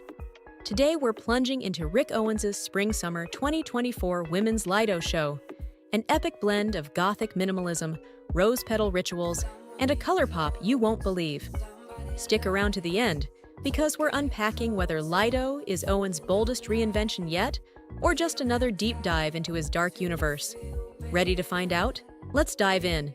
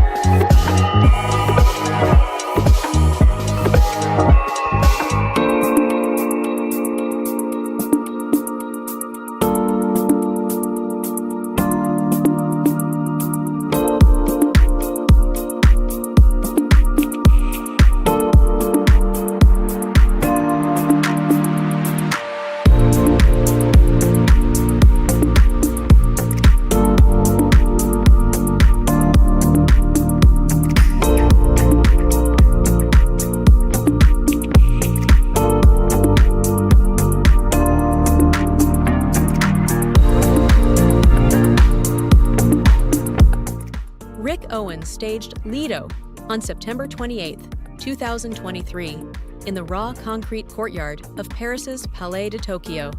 Guests were greeted by swirling fuchsia and canary yellow smoke, rose petal confetti cannons, and a hypnotic Diana Ross remix turned runway hymn, all nods to Owens' vision of ritual and renewal. The collection's name references Lido di Venezia, the island where Owens retreated during the pandemic to reimagine his brand narrative, transforming solitude into a shared celebration of light within darkness. Drawing on Icelandic icon Björk's playful energy and Owens' own Prince of Darkness legacy, Lido fuses brutalist silhouettes with bursts of optimism, signaling his boldest color experiment to date.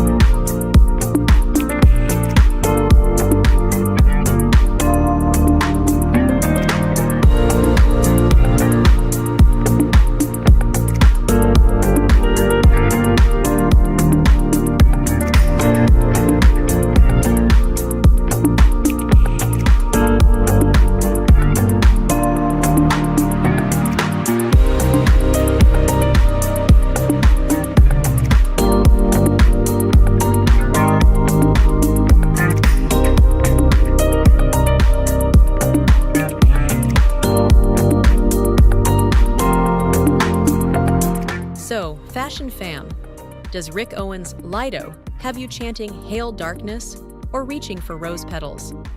Drop your thoughts in the comments, smash that like button if you're here for the color injection, and don't forget to subscribe to tooStylish for more runway deep dives. Hit the bell so you never miss a beat. Thanks for watching, stay stylish, and I'll catch you next time.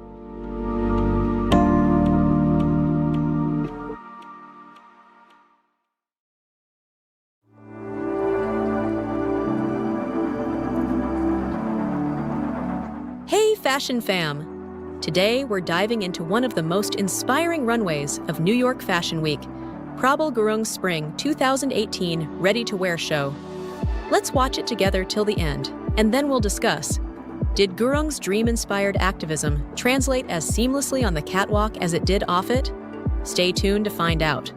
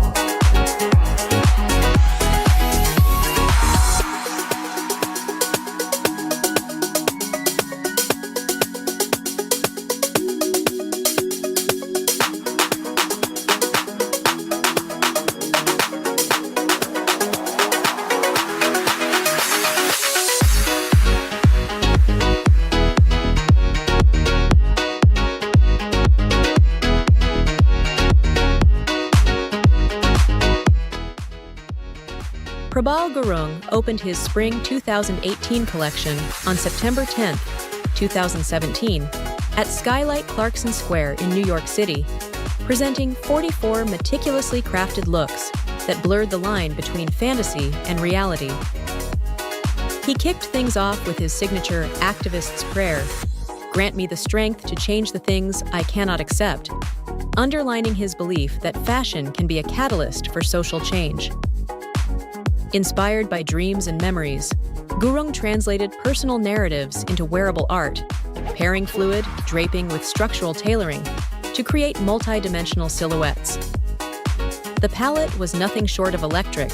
Ribbed knits in cerulean blue, grape, and egg yolk yellow popped against asymmetrically draped goddess gowns and contrasting plaid prints. From his cutout knit signatures trimmed with rouleau buttons to high-waisted shorts anchored by corset boning, each piece showcased Gurung's mastery of craftsmanship and storytelling.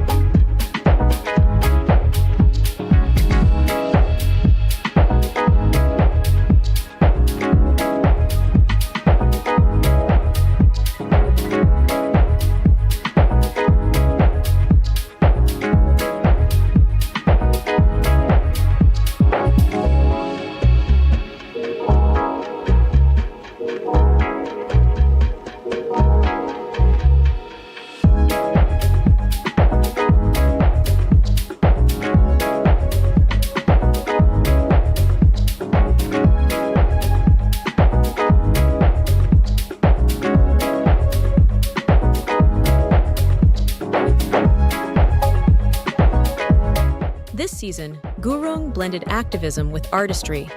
Iconic cutout knits closed out in slogan tees, echoing his commitment to causes beyond fashion. Models like Gigi and Bella Hadid brought star power to the runway, elevating pieces such as the clay-colored patent trench and wine-hued trousers into instant classics. The collection's fearless mix of color blocking, draping, and tailored precision made it one of the most talked-about shows of the season. So, what do you think? Did Prabal Gurung strike the perfect balance between dreamlike design and impactful messaging? Let me know your favorite look in the comments below. Drop an emoji that sums up how this show resonated with you, and hit that like button if you're feeling the vibes. Don't forget to subscribe to tooStylish and ring the bell to catch all our runway recaps. Thanks for watching, Fashion Fam. Stay stylish, and I'll see you in the next one.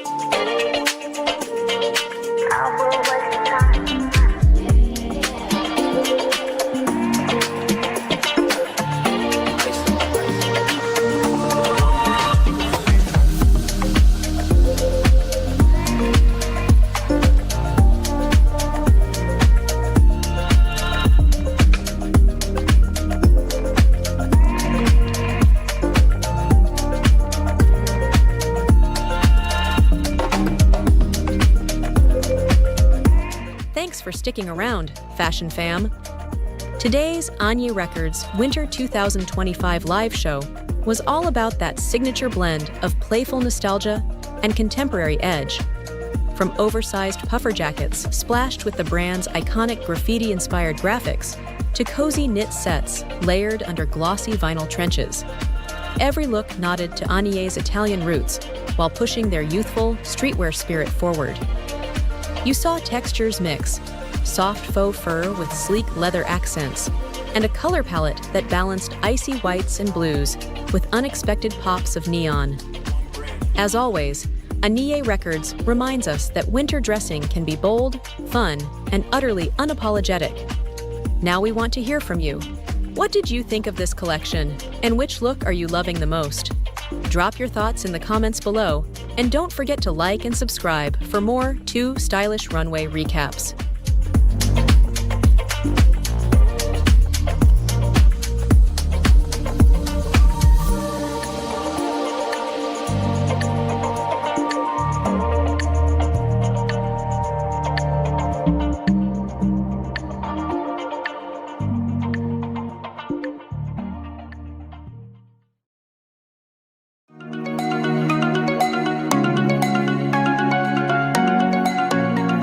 Hey Fashion Fam! Today on tooStylish, we're stepping inside Stella McCartney's Winter 2024 runway show. Filmed under a glass greenhouse in Paris, where every look doubles as a love letter to our planet. Stick around, because we're about to see how Stella turns recycled fibers into head-turning couture, and you won't believe how eco-friendly can look this luxe.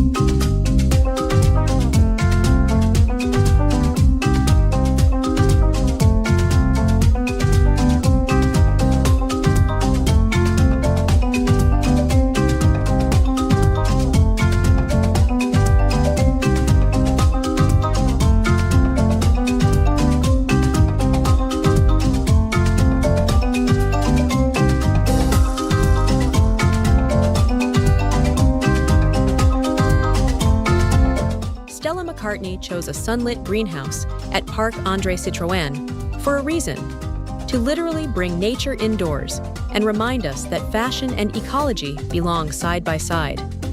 As models walk past projections of melting icebergs, a Mother Earth manifesto, voiced by Olivia Colman, asks, "What will be left of me after you?" It's a theatrical call to action woven through every seam. The collection itself champions apple-skinned vegan leather trenches, embossed like crocodile, oversized Stella stud totes cut from plant-based materials, and recycled wool tweeds reimagined as power-shouldered blazers. Evening gowns glimmer with hammered aluminum sequins and crystal lattice details, all PVC-free and handcrafted by Stella's artisans. You'll also spot slouchy knit sets, finished with sweeping yarn boas, and denim patched with eco-leather chaps, proving playfulness and sustainability can go hand in hand. And the color story? Dusty rose meets charcoal gray and forest green, grounded by flecks of metallic silver, an optimistic nod to winter's moody palette.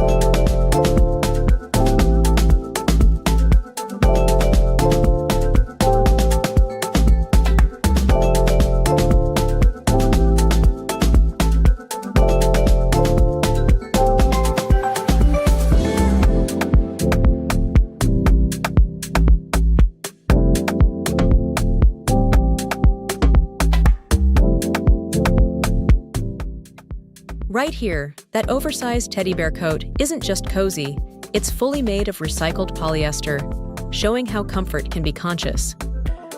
Check out this cropped moto jacket in apple skin. Vegan, durable, and embossed with McCartney's signature curves. Notice the sharp shoulders on this tailored blazer? Without any internal structure, it still commands attention. Stella's take on modern empowerment. See those crystal lattice panels on the gown? They're PVC-free, yet catch the light like a chandelier. Sustainable sparkle at its finest. And here's the lips motif printed on the silky slip dress, a visual manifesto urging us all to speak up for the planet. Which look hit you hardest? Drop your fave in the comments, smash that like button if you believe in eco-luxury, and don't forget to subscribe and ring the bell for more runway breakdowns. Thanks for watching, Fashion Fam. Stay stylish, stay sustainable, and I'll catch you in the next one.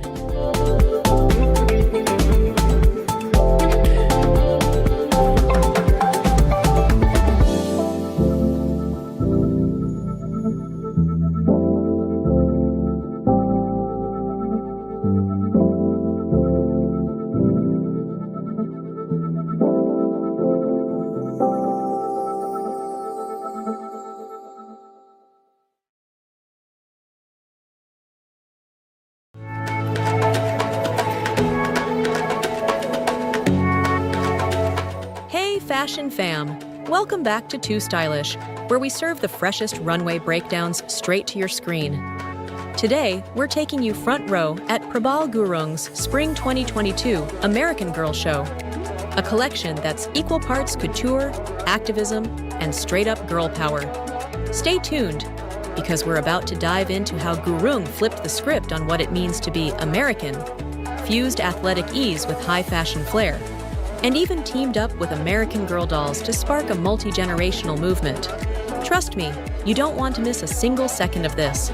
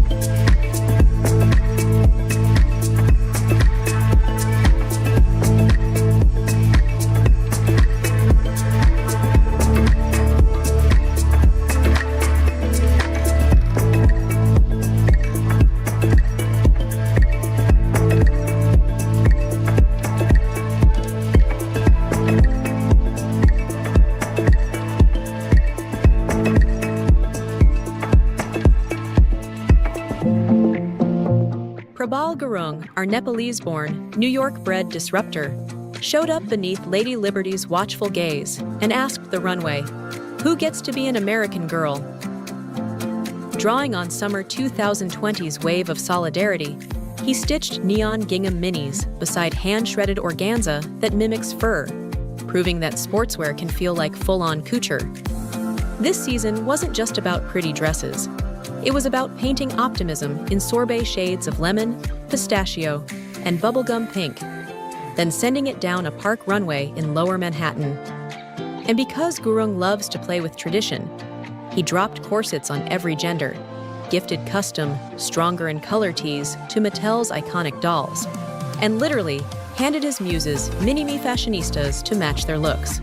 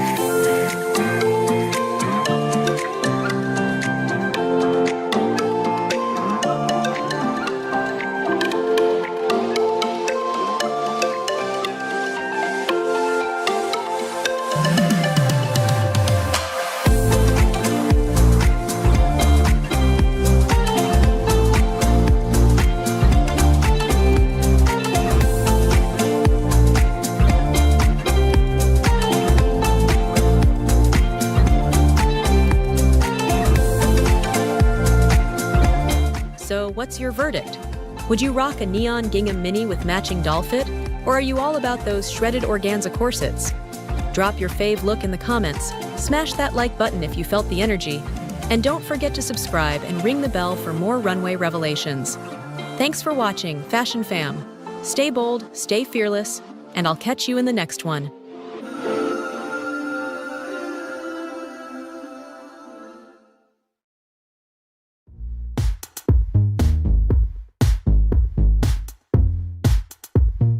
Hey Fashion Fam! Welcome back to tooStylish. Today we're stepping into the world of J.W. Anderson's Men's Spring-Summer 2020 collection, a show that shook up Paris Fashion Week with its bold knit cutouts, deconstructed tailoring, and an art installation runway like you've never seen before. Stick around till the end, because we'll uncover how Jonathan Anderson blurred the lines between menswear and art, and why this season still resonates with a generation that values originality and self-expression.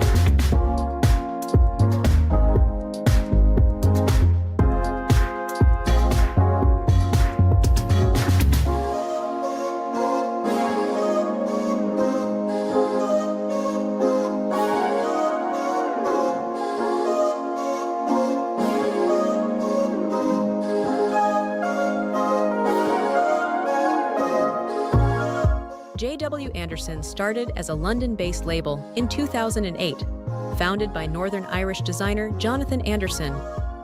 By spring-summer 2020, Anderson had already earned a reputation for pushing menswear into new territory, combining British sartorial tradition with playful suburban nostalgia. For this collection, he transformed the Paris venue into an immersive art exhibit, partnering with Canadian artist Liz Magor. Think pastel blankets draped over translucent boxes, oversized teddy bears perched on pedestals, and a dreamy soundtrack that felt more gallery than catwalk. Against this homespun backdrop, Anderson presented 40 looks, marrying handcrafted knitwear and reimagined staples like sleeveless trench coats and sculpted blazers, all in a pastel palette that whispered optimism. It was menswear as emotional storytelling, where each garment felt like wearable art.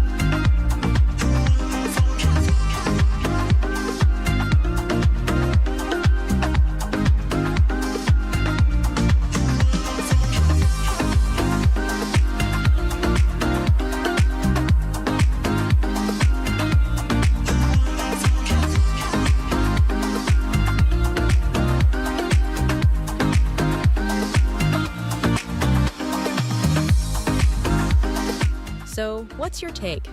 Are those cutout knits and winged trenches the ultimate mashup of craft and concept? Drop your favorite look in the comments. Smash that like if you're here for gender-fluid menswear, and hit subscribe to keep up with more runway recaps from tooStylish. Thanks for watching, Fashion Fam.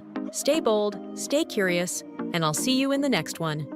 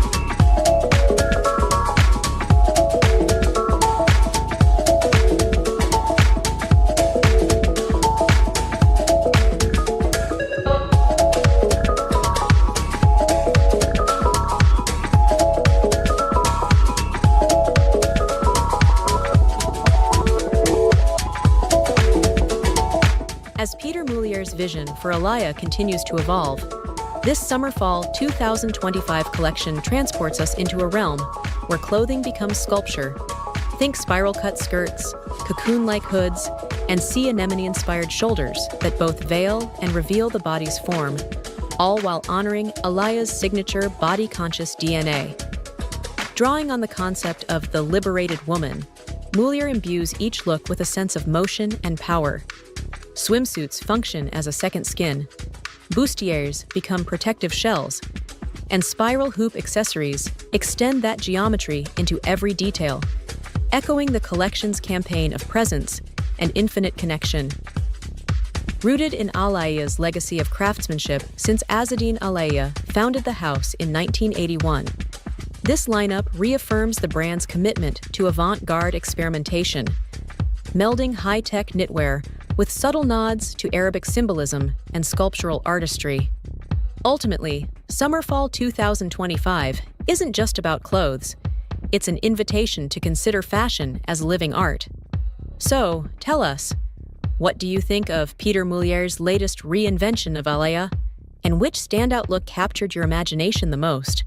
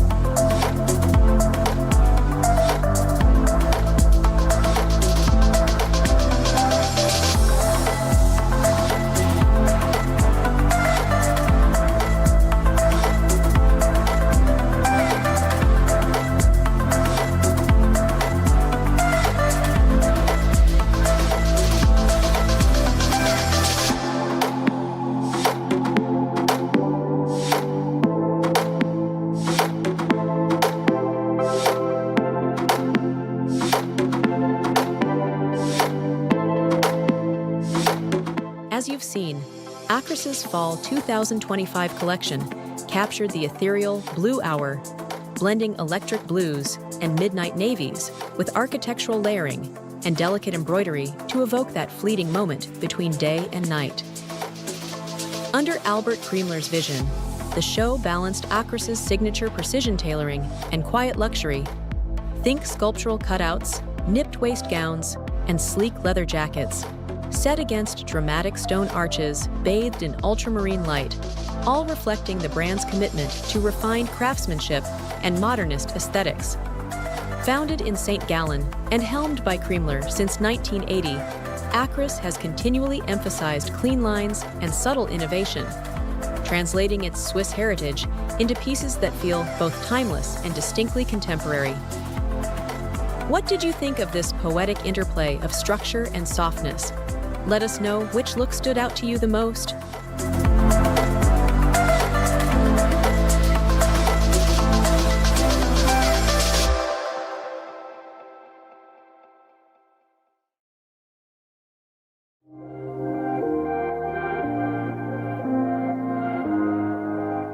Hey Fashion Fam! Welcome back to tooStylish.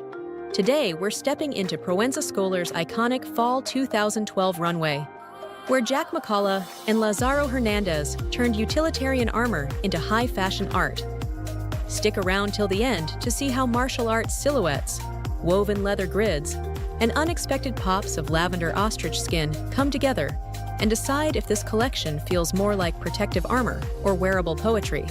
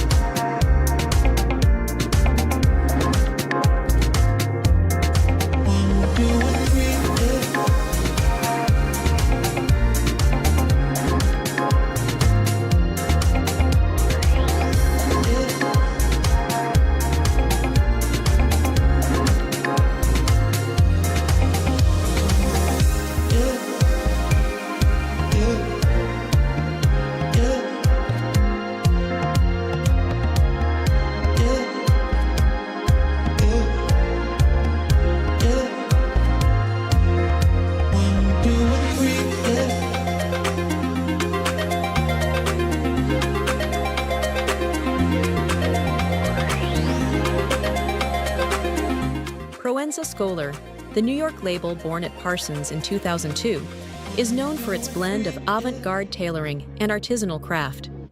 For fall 2012, Makala and Hernandez traveled through the Himalayas and Bhutan, absorbing local basket weaving techniques and the disciplined elegance of martial arts uniforms.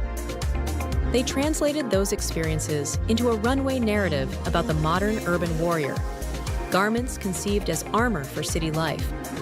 From the crisp white cotton GIs to the technical padded cotton that echoed fencing jackets, every piece was engineered for both strength and style. Signature elements like the leather-woven grid jackets, crafted strip by strip, paid tribute to Bhutanese basketry, while Cheongsam-inspired necklines and wrap skirts added an East meets West sophistication. And just when you think it's all monochrome blacks and whites, a lavender ostrich skin cocoon coat swoops in, proving that functional doesn't have to be dull.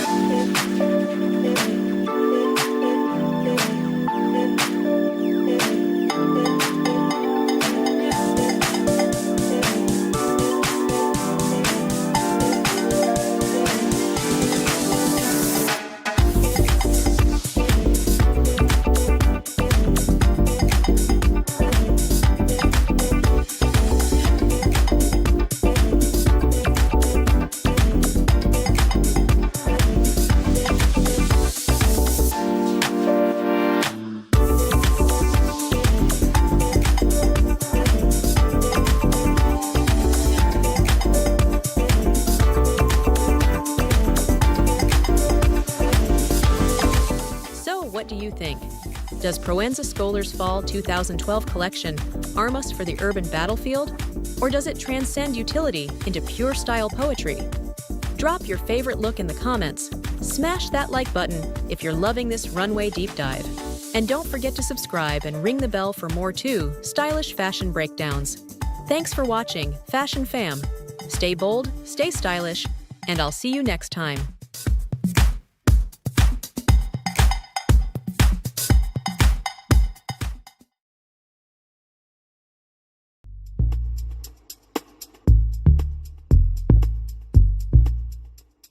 Hey Fashion Fam! Today we're taking you inside the gilded halls of Paris's legendary Opera Garnier, where Thom Browne just staged his Women's Spring 2023 collection. Think Cinderella meets punk prom in the most over-the-top storybook runway you've ever seen. Stick with us to the very end to find out which fairy tale moment had us clutching our pearls, and which punk rock punchline had us cheering, "Yas, Queen!"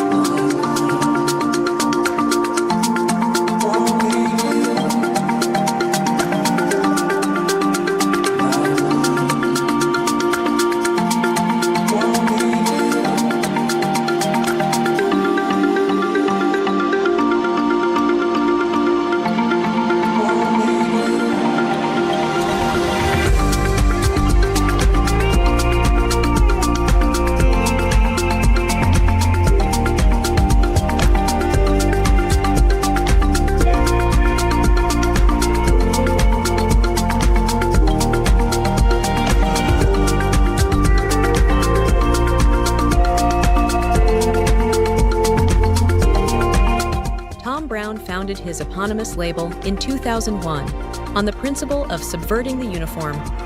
His now iconic shrunken gray suit flipped traditional tailoring on its head. Fast forward to spring 2023, and Browne has transformed Napoleon III's ornate opera house into a live-action fairy tale. After catching a performance of Massenet's Cendrillon here, he imagined an American prom mixed with Cinderella mixed with the Paris Opera, complete with collegiate numbered coats, Cinderella frock coats, and a dash of punk rebellion.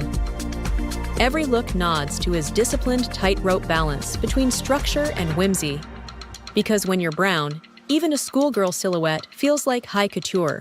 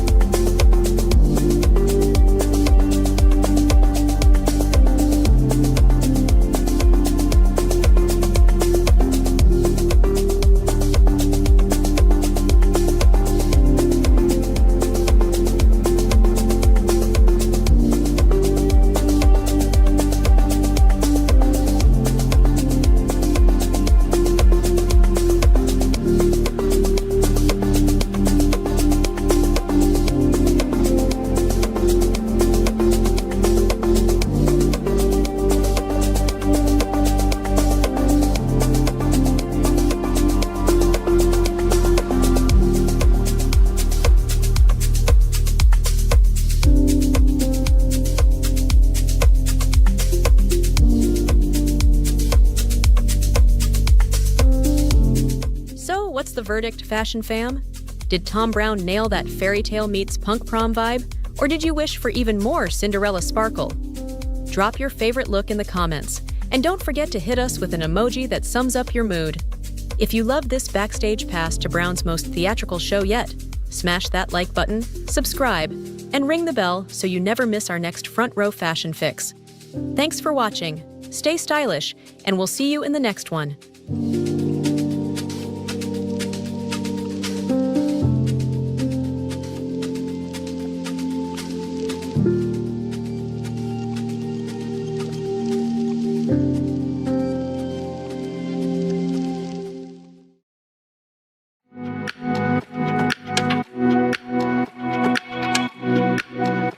Hey Fashion Fam! Welcome back to tooStylish, your front row seat to the most iconic fashion runways around the globe. Today, we're diving into one of the most elegant, artistic, and quietly powerful shows of Paris Fashion Week, the Acne Spring 2025. Let's watch it together till the end, and then we'll discuss at the end of the video if this collection hits that sweet spot between minimalist luxury and historical artistry, or if it's just a visual poem we'll scroll past. Stay tuned to find out.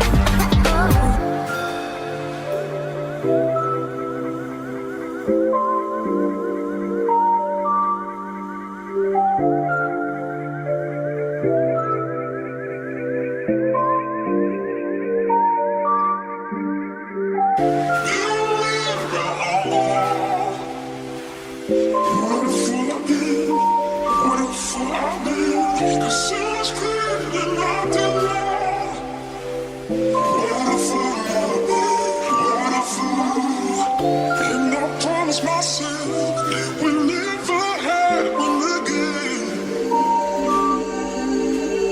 But oh, here I stand, I'm broken and weary.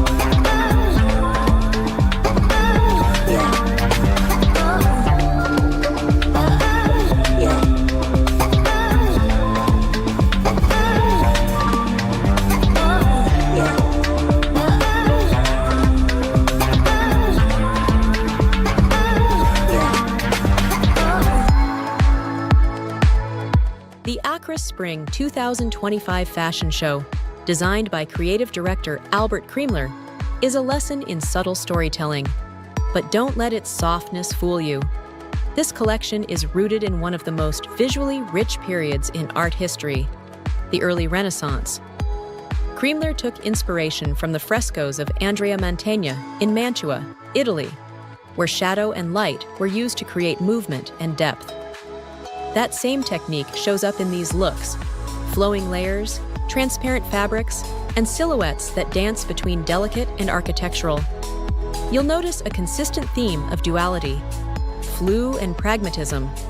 Translation: it's a collection that blends dreamy, sheer elegance with practicality. Think light as air organza dresses paired with crisp trenches and structured parkas. Even the fabrics play this game.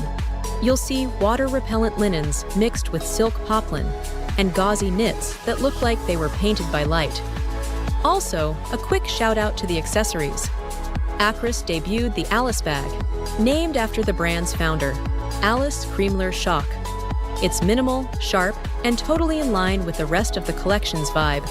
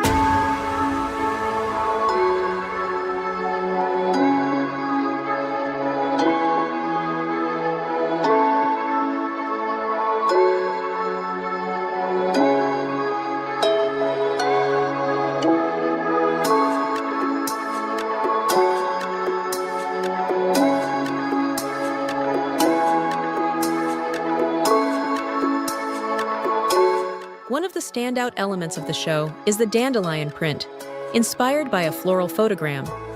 It feels super modern, but also kinda nostalgic, like a memory floating in soft light. The way the garments are constructed, spiraled hat bands, layered hems, and trapezoid shapes that flicker in and out of visibility, is like watching a slow, graceful unfurling of something ancient and beautiful. A total vibe for anyone into slow fashion and timeless aesthetics. The color story sticks to soft neutrals and pastels. Think greige, peach, blush pinks, which only highlights how confident this brand is in its identity. It doesn't scream for attention, it whispers, and we're listening. So, what did you think of Accra Spring 2025? Was it a modern masterpiece inspired by Renaissance art, or did it lean a little too quiet for your taste? Let us know in the comments below. If you loved this breakdown, hit that thumbs up, subscribe, and ring the bell so you don't miss the next show we cover. You know we've got the tea on all things runway. Thanks for watching. Fashion fam, stay stylish, stay curious, and I'll catch you in the next one.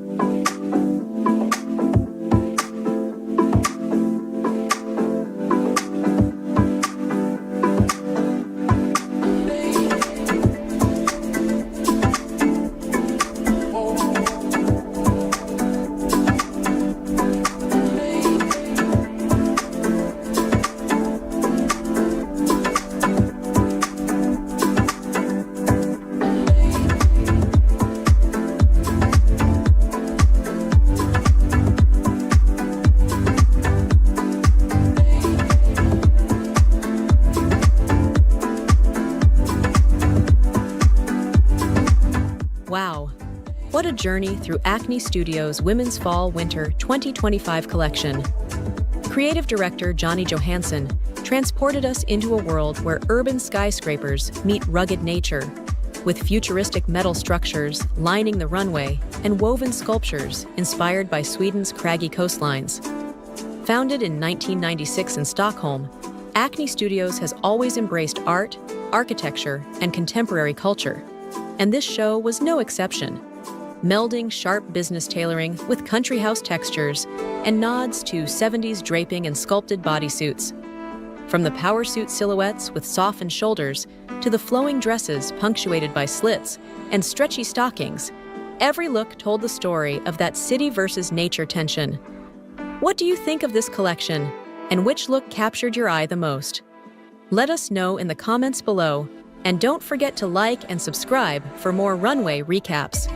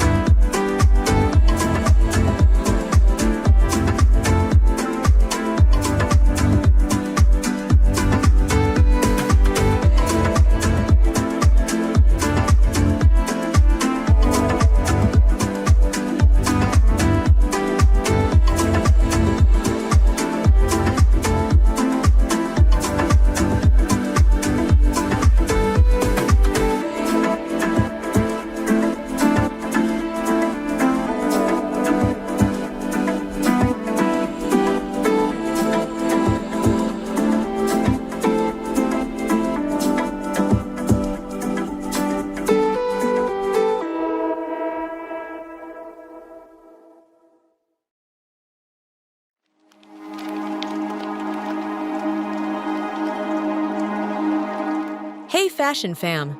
Today, we're taking you to the heart of Dubai Fashion Week for a collection that's making serious waves. The Angelo Estera's Spring-Summer 2025 show, Elysian Blooms.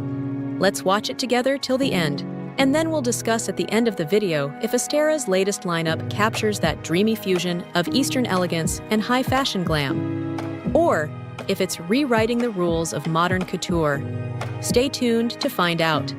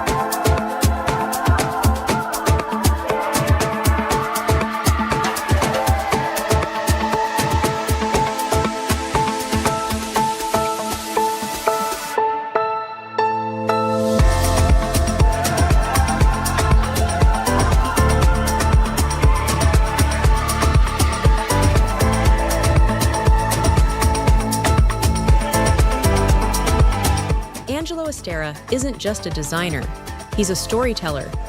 Originally from the Philippines and now based in Dubai, Estera has built a name for himself dressing royalty and celebrities across the Middle East.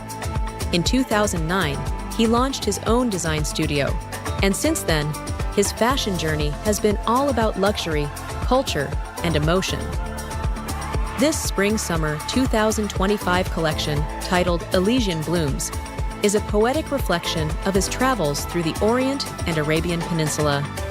Think opulence meets organic beauty, rich textures, flowing silhouettes, and intricate details that feel both bold and soft at the same time. His signature aesthetic combines East meets West artistry with standout fabrics, powerful draping, and timeless femininity. And yes, it's couture, but make it youthful, make it confident, make it unforgettable.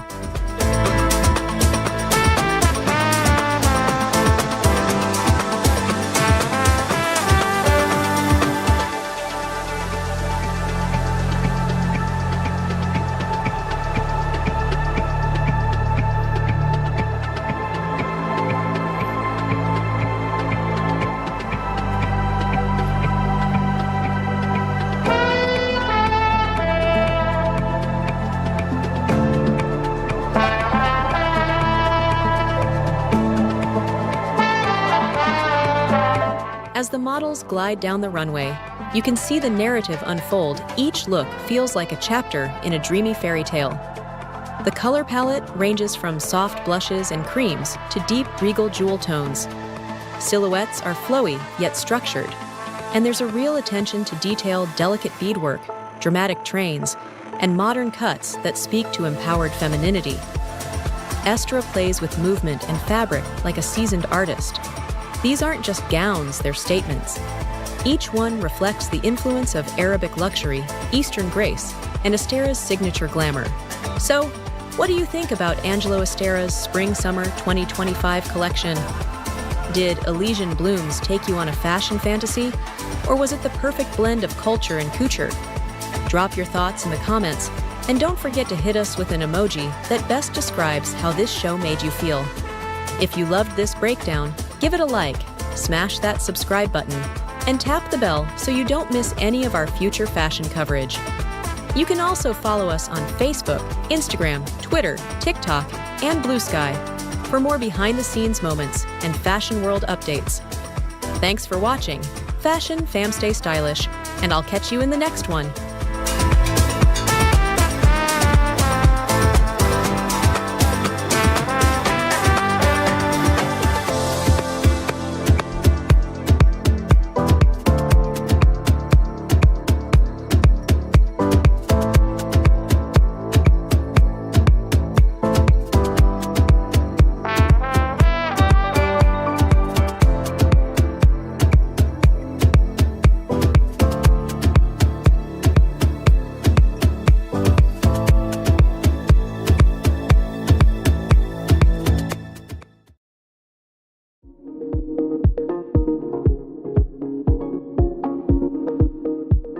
Hey Fashion Fam! What happens when couture precision collides with the haunting beauty of decay? Today we're diving into Proenza Schouler's Fall 2013 Runway, a show that turned a crumbling warehouse into a techno-tweed playground. Stick with me as we unpack how Jack McCullough and Lacero Hernandez channeled John Davola's Zuma beach photos into soft cocoon coats, mint and peach highlights, and next-level fabric innovations. By the end of this video, you'll decide if Fall 2013 is a masterclass in modern cool or just dress up in ruins.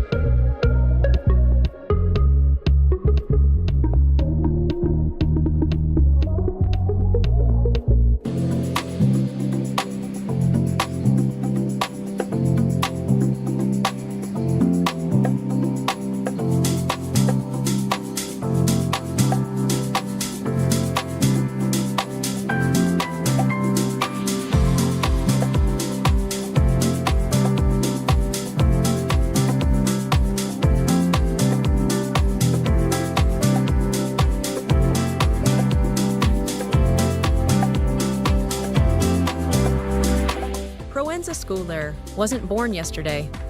Founded in 2002 at Parsons by best friends Jack and Lazaro, whose own surnames inspired the label, it's always been about marrying downtown grit with couture craft. Flash forward to fall 2013. The duo invites us into the dilapidated halls of 5 Beekman Street, where peeling paint and weathered brick echo the driftwood and rust in Davola's California beach shots. Gone are the kaleidoscopic prints of seasons past. Instead, think sleek monochrome punctuated by soft mint and blush peach accents. Every piece feels sculptural yet lived in, like couture you could actually wear on the streets of New York. And the tech? Imagine laser-cut embroidery sealed by ultrasonic waves, printed perforated leathers, hand-woven to mimic tweed, and feather-trimmed skirts whispering both craft and rebellion.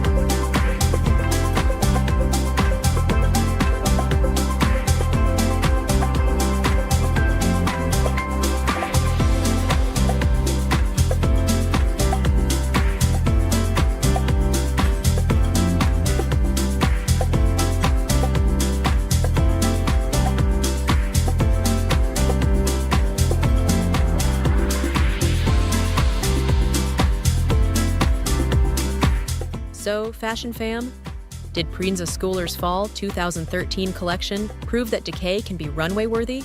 Or was it just a cool backdrop for chic coats? Drop your thoughts in the comments, hit that like button if you're here for the tech meets tweed magic, and don't forget to subscribe and ring the bell for more insider runway breakdowns. Thanks for watching, stay stylish, and I'll see you at the next show.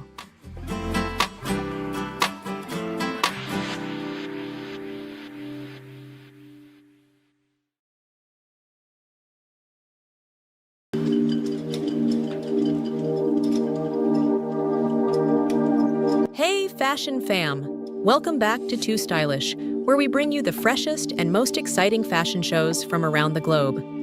Today, we're diving into one of the most talked about runways this season, the Anne de Meulemeester Spring-Summer 2025 show. Get ready for an exciting ride.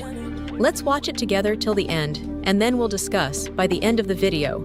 We'll find out if this collection really lives up to the brand's iconic minimalism, or if it's pushing fashion boundaries in a whole new direction. Stay tuned to see how it all unfolds.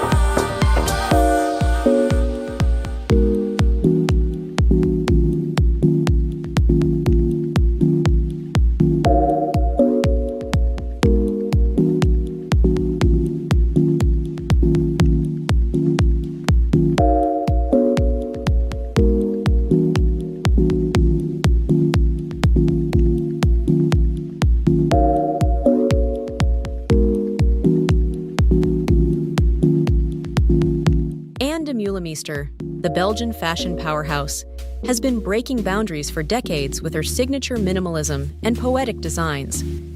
In 2023, Stefano Gallicci took over as creative director, and his first collection for Spring-Summer 2025 is a bold statement of what's to come. Galici's designs blend delicate fabrics with raw, edgy elements, and he's drawing heavy inspiration from the final days of summer, a perfect metaphor for this collection. The pieces we see on the runway have that worn-in, carefree vibe we all love, but with an unexpected twist. Picture it: sharp tailoring meets flowing, sheer layers, and denim gets deconstructed into high-fashion artistry. We're talking about oversized suits, sultry dresses with subtle transparency, and deconstructed accessories. And let's not forget the moody, dreamlike atmosphere on the runway, set with white lilies to complement the ethereal yet edgy looks.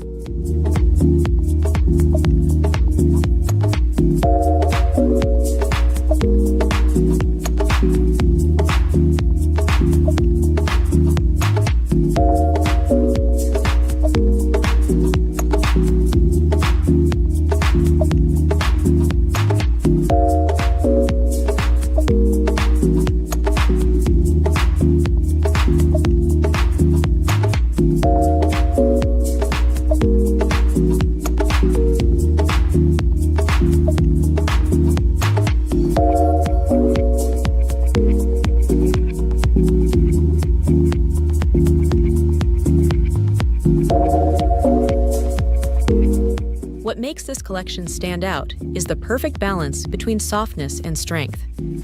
You'll notice how Gallici embraces the brand's legacy by keeping the focus on black, with hints of red, soft pinks, and shades of gray that feel both youthful and timeless.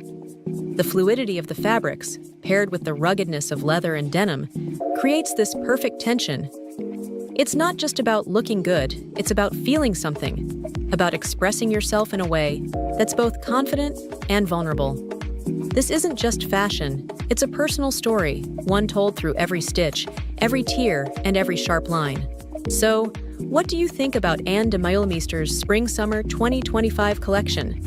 Did Stefano Gallici nail the brand's essence, or did he take it to new and unexpected heights? Drop your thoughts in the comments below. And don't forget to hit that thumbs up button, subscribe, and ring the bell so you never miss out on the latest fashion breakdowns. Thanks for tuning in. Fashion fam, stay stylish, and I'll catch you in the next one.